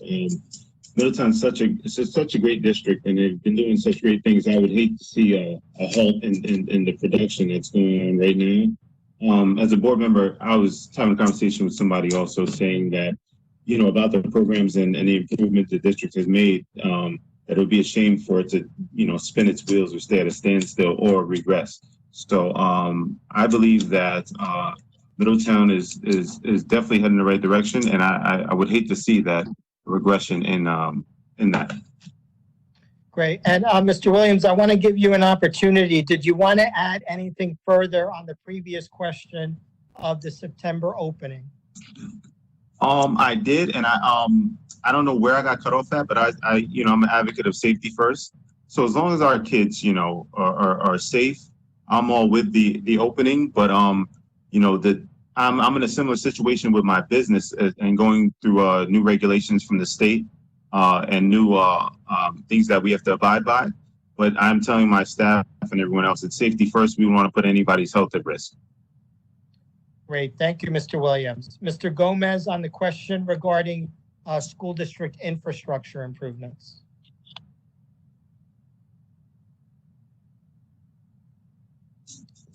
Mr. Gomez, are you there? Yes, I am. Okay. Do you need me to repeat the question or? No, I got it. Okay. Loud and clear. Could everybody see me or hear me? Yep, I can hear you. Yep, and see you. Every capital improvement project that the voters have approved in the annual or biannual referendums in the years I have been on the board have been connected towards the advancement of the education of our children and the quality of education, and to ensure a safe and improved learning environment. And we have done these different capital improvement projects, particularly the last two big ones that were done throughout the district, with no new taxes, with no additional tax increase. And they're in the support of the voters. I believe that we've established a model to go to the future, and we should not hesitate, no matter what challenges we have ahead, to forego on a capital improvement project if it advances education, safety, and the quality of our school district. We have to look at other resources and maybe work also with the state officials to see if there are any, for example, unfunded mandates that affect construction, whether they could be waived to give more discretion at the local level. I think there's a lot of areas we could work, and but definitely anything that it's vital, we should not just put it on the chopping block. We need to do what's best. All right, thank you, Mr. Gomez. Mrs. Houston. I feel there is a difference between maintenance, upgrading, and expansion. So for maintenance and anything that impacts the safety of our students, teachers, and staff and administration, absolutely I am in favor of. As far as upgrades and expansion, it would depend. Sometimes we have booms of population growth. We have to anticipate whether or not we're going to have more students. Will our buildings have enough room in them to for the population to be comfortable and safe? So in that opposite order, safe and then comfortable. So for expansion and upgrade, I would be in favor only if there's data to support that. And if we have the money, then those improvements would be great as well. It's just during these difficult economic times, maybe now isn't the time to expand or upgrade unless necessary. Thank you. Thank you, Mrs. Houston. We're down to our last three questions, so I want to remind our candidates to please be respectful of the time that you have been allotted. I haven't had to give out any warnings previously, so you're all doing a good job, so keep it up. Our next question, Mr. Hammond, you will be leading off. The New York State Education Department and the Regents are currently assessing new state testing assessments for grades 3 through 8, as well as possibly outlining new graduation requirements for high school students. What is your opinion of testing in the lower grades and also the current graduation requirements at the high school level? Wow, I could talk for hours about my opinion on testing. I think we over-test. We test to get ready to test so that we can take a test about the test that we just tested on. That's what it feels like. I've watched countless teachers practically pull their hair out because they get done with one test and it rolls right into another test, right into another test. We over-test, especially in the lower grades. I mean, K through 5, it feels like every other day there's a test going on. I mean, I know it's not every day, but that's how it feels. It feels like we're not socializing the kids. We're just prepping them for tests. And I don't think that is any good for us at all, actually. And unfortunately, the way that it looks to me, the way it feels to me is that they're reassessing the testing so that they can add more tests. Well, where can we get more tests in? Because we need the tests to know how the kids are learning, but we don't need to worry about teaching the kids. We just need to test them. And it makes no sense sometimes. I mean, we need to teach them before we test them. Thank you. Thank you, Mr. Hammond. Mr. Gomez? To quote a Miss Fannie Lou Hammer, when it comes to state testing requirements, I'm sick and tired of being sick and tired. One size does not fit all. I believe that our school districts should be allowed to look at a variety of benchmarks, criteria to determine whether to promote students. We don't want teachers teaching to a test. We want to make it possible for our teachers to teach the subjects so that our students could appreciate them, master them, and find different subjects a place for themselves in the future. Whether it's mastering the sciences to become the great thinkers of tomorrow, the history to become the leaders of tomorrow, whatever subject it is, I believe that we don't want to limit creativity, innovation, and learning because we are compelled to teach to a test.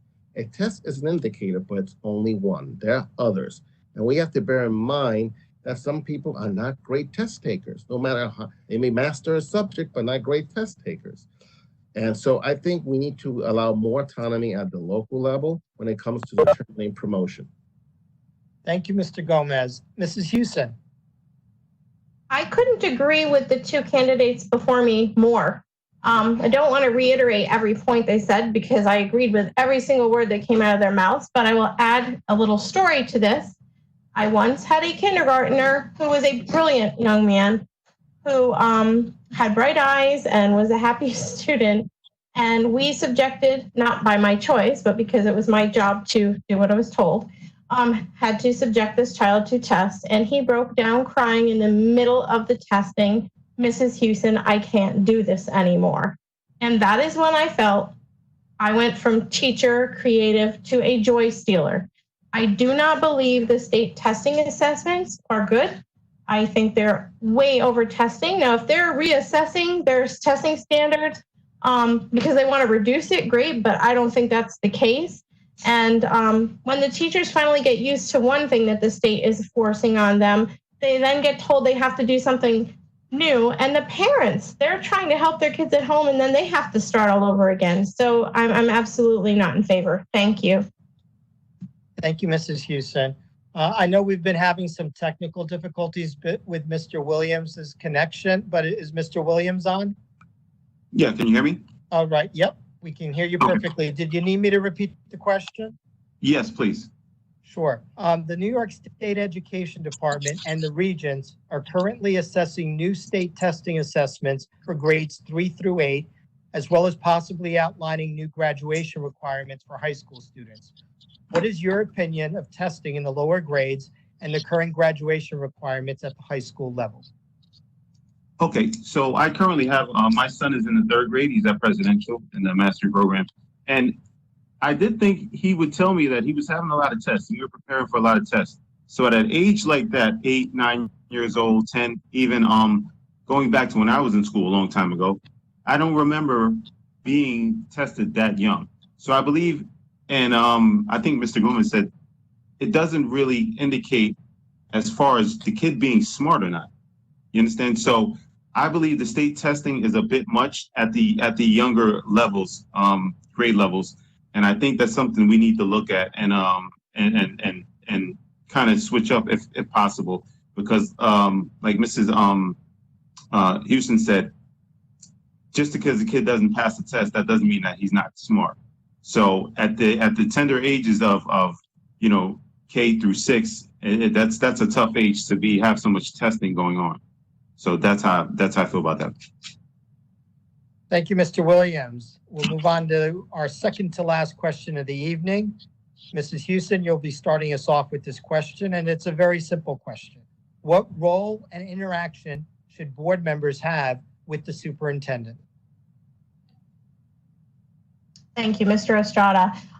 The superintendent is hired by the school board, and I believe they also play a part in the supervision, but I feel that I'm going to put this to a more personal level. From what I've seen, the school district and Mr. Del Moro, who is our superintendent, have been very open and have a very good rapport with one another. So I would hope that that is always the case and throughout the future. And I, don't know what that will mean for us, but I think that can you repeat? I just want to make sure I got every point of your question. Yep. What role and interaction should board members have with the superintendent? Okay, so I think that we should have an open policy of collaboration and spirit of working together. And I think that's the best way to make an impact in a positive way in our district. Thank you. Great. Thank you, Mrs. Houston. Mr. Williams, same question to you. This is a really good guy. The relationships are key, especially in a school system. Everybody wants to be on the same level. You want to have a good conversation and be able to trickle down information from the superintendent. A lot of people will ask board members, certain questions. So if the school board member, if the school board president is tangible to talk to, I think that's a really good thing. Like I said, to pass on information, and relationship, they're so important when you're working together. I have a business, I have staff members. They should be able to come to me and talk to me and voice their concerns, or even if they have information they think will help a certain situation. It's just a good work relationship. It's priceless. Thank you, Mr. Williams. Mr. Hammond. I have to say, Mr. Del Moro, Miss Creedon, Mr. Tuttle, they're an amazing top 3 right there. Mr. Del Moro, though, his thing is, every time I've seen him, it's how does this affect the students? How is this affecting our kids? How is this impacting the children? He's a great guy, but he's also really easy to talk to. He's a very open person.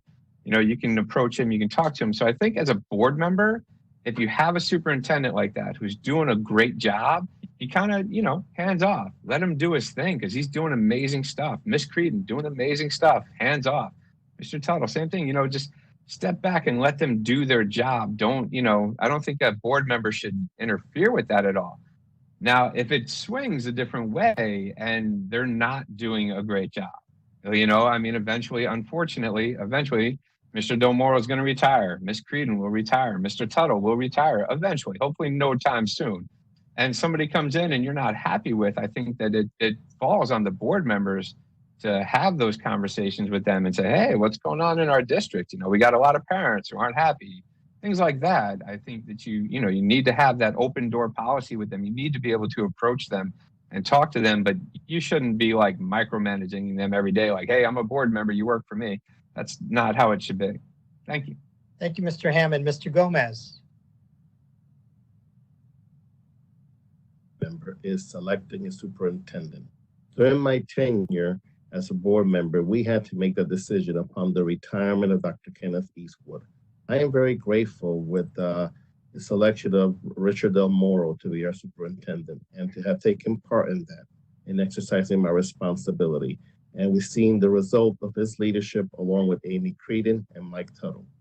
As a school board member, our responsibilities involve reviewing and assessing the work of the administration, providing constructive criticism when called for, and also having an open channels of communication so that our ship could go forward, not micromanaging them, not micromanaging the administration, but working collaboratively and exercising our responsibility in approving or rejecting policy, in approving or rejecting the budgets, and making sure again that our district serves its mission and purpose. I think we have a strong ship of state. The administration has my confidence, and it's my intention to see to it that we always have an administration that serves our district's interest. Thank you, Mr. Gomez. So we've reached our last question, believe it or not, all through our technical challenges here this evening. Mr. Williams, you'll be leading us off in this question. And I want you to think, because it's going to be more of a kind of like a three-part question, but very short with each part. So, Mr. Williams, if you were the teacher and the Middletown School District was the student, what grade would you give your student and why? And what guidance would you give the student on how to improve its grade? So once again, if you're the teacher and the school district is the student, what grade would you give the student as of now? Why would you give that grade? And how would you tell the student to improve its grade?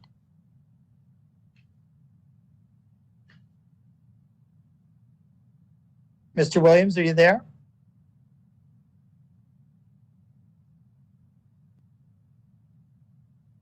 Okay, we might have lost Mr. Williams. We'll move on to Mr. Hammond, and hopefully we'll come back to Mr. Williams. So, Mr. Hammond, you're up. Wow, that's a tough one. Like, you don't want to be brutal, you know, you want to be nice about it. I'm the teacher, the district is the student. What grade would I give them? I would give them an A, not an A+, but I'd give them an A because they do a good job. They do great things for our students. They've implemented amazing programs, but there's always room for something more. So my advice would then be, you know, how do you get a better grade? How do you go from just an A to an A+? Start looking at where are we failing? You know, are we doing enough to educate them on the bullying? Are we doing enough to educate them on, you know, the transphobia stuff? Are we doing enough to really show our kids enough love every single day? There always has to be room to improve. If you walk into the room and you think you're the greatest thing in the world, you'll never be the greatest thing in the world because then you never want to improve. So they should always be looking to push harder and push for more. I love our district, but they should still be pushing for more. Thank you. Thank you, Mr. Hammond. Mr. Williams, are you back with us?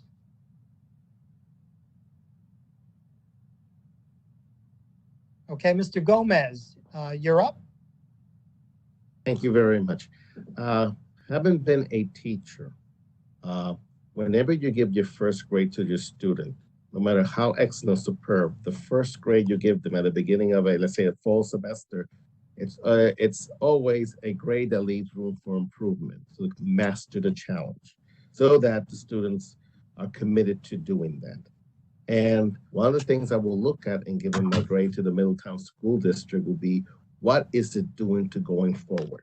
I could say now, I will give the district a high grade, and because it's a district that recognizes as a student the need for improvement, the need of planning for the future. Two things our district, I believe, has put forward together, and again, I'll give credit to Mr. Del Moro and his team at the administration office, is first of all, having a strong academic intervention services to make sure that no student falls through the cracks. The students that have special needs, whether it's learning disabilities or new students learning the English language, are able to master their subjects. Our district has also put forward a 5-year plan, a vision for the next 5 years that will allow us to have benchmarks, assess, review, improve. I think that's what you want our students to do. Middletown as a student has done it, and I wanted to continue it. So I will probably give it an A. Okay. But looking at the track record, it's going to become an A+, and I think that's what we want to see. Thank you, Mr. Gomez. Mrs. Houston. I would also give the Board of Education an A in the district. one of the areas of strength is the ability to foresee ahead of the curve and forecast so that our students can compete in this ever-changing world. And I love the stretch challenge that Mr. Hammond brought up, fiscally stretching things out. And we have excellent teachers. As someone said in one of the other forums I watched on YouTube, there's no fat in the budget, and we get the best bang for our buck out of our superintendent. And the diversity in the district, the encouragement of engagement, creativity, innovation, many programs. And if I had to nitpick as to why I didn't give an A+, only because of what other people have said to me before the pandemic, I was out getting signatures, and some people had said they feel there are way too many executive sessions. So if we had something to improve upon, maybe just ever so slightly transparency. Thank you. Thank you, Mrs. Houston. Mr. Williams, are you back with us? Mr. Williams? Okay, we'll try to get Mr. Williams back. In the meantime, we are going to move ahead to our closing statement. Mr. Williams, are you there? It looked like I briefly saw him. Okay, we'll move on to our closing statements, and if Mr. Williams does connect back, we'll try to get him both on the last question and the closing as well. Again, 1 minute closing statements, and Mr. Hammond, you lead off. Thank you. I mean, we have talked about so many things tonight. I don't even know where to go. I mean, there's so much more that, I mean, we could probably have this conversation for another hour if we really wanted to. You know, I will tell you right now, it's an honor. It is definitely an honor and a privilege for me to be here with all these people. There's amazing candidates up here. I personally would not feel bad losing to any one of them. I really wouldn't. I feel like no matter who we're voting for, Middletown's going to be in good hands. I honestly do feel like that. I do think I have a different perspective than some other people, having worked in the district, being a teacher now. I think I do have a little bit of a different perspective. But I feel good about everybody who's running. I really do. So thank you. Thank you all for allowing me to be here, and just good luck, everybody. I really, you know what? Everybody, seriously, good luck. Thank you. Thank you, Mr. Hammond. Mr. Williams, are you back?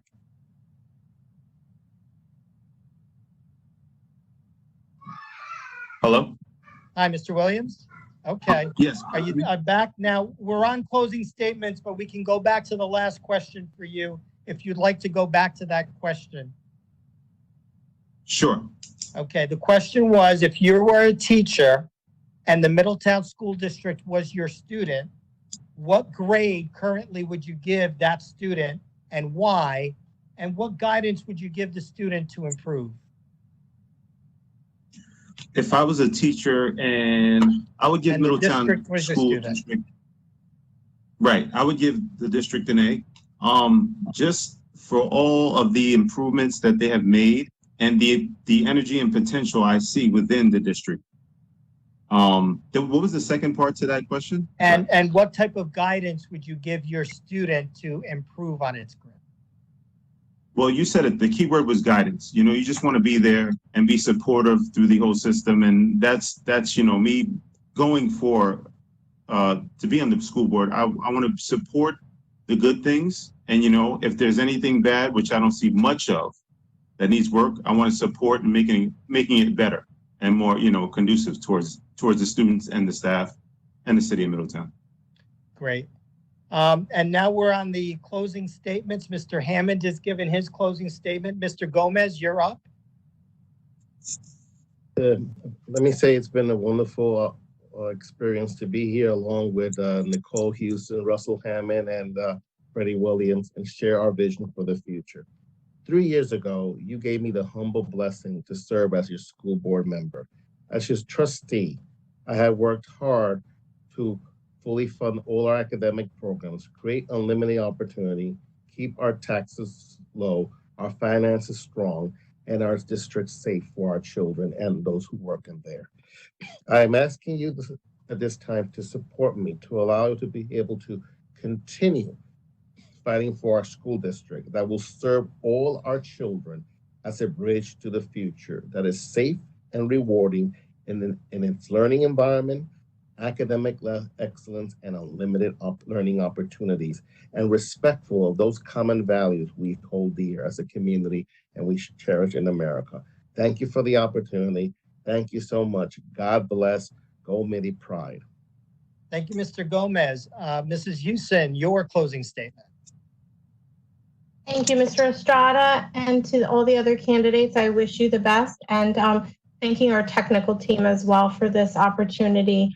In closing, I would hope to think that I have thoroughly and effectively answered all of your questions, but want to encourage you to reach out to me via Facebook if you have further questions or need information to make your decision. Please do reach out to me.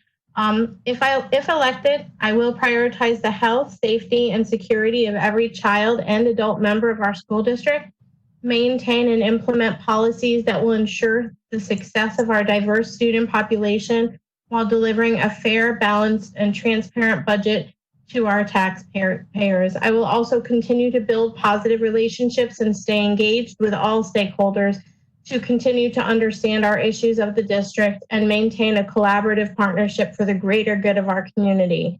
I continue to serve in the City of Middletown Planning Board. I've done so since 2006, and I know this positive relationship that I have with this city will promote good stewardship as a liaison between our two groups, and I also feel that my 25 years as a teacher will provide me that unique perspective to understand the needs of our learners, educators, and their families. So thank you again. Thank you, Mrs. Houston. And Mr. Williams, your closing statement. Yes, I want to thank you, you guys, for even the opportunity to run for the school board. Mrs. Houston, Mr. Hammond, and Mr. Gomez, I tip my hat off to you guys. You guys are great people. I am a community-based person, and I think I would make a great addition to the Middletown School Board with the community and school relations. Once again, like I said, I'm so humbled and a pleasure to be, involved with the schools as I am right now. With 20 years in my business, I believe I bring a good mindset as far as financially, budgeting and things of that sort. And like I said, having a kid in the district and seeing the strides that the district has made, it's awesome. So thank you again. Thank you for your time, and hopefully I'll be seeing you guys soon. Well, thank you, Mr. Williams, and I do want to thank all of the candidates. I want to thank you, the Middletown public, for tuning in on our Midi TV YouTube channel. I apologize for the various technical difficulties throughout the evening, but hopefully this is something we won't have to do in the future, but we'll learn from our mistakes and we'll continue to improve as well. I do need to send out some great thank yous.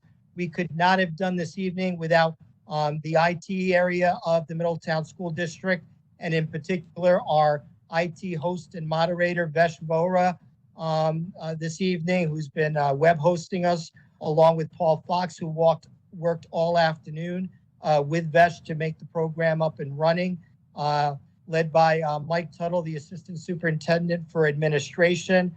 I also want to thank our district clerk, Taryn Clark, who helped inform the candidates and put everything together as well.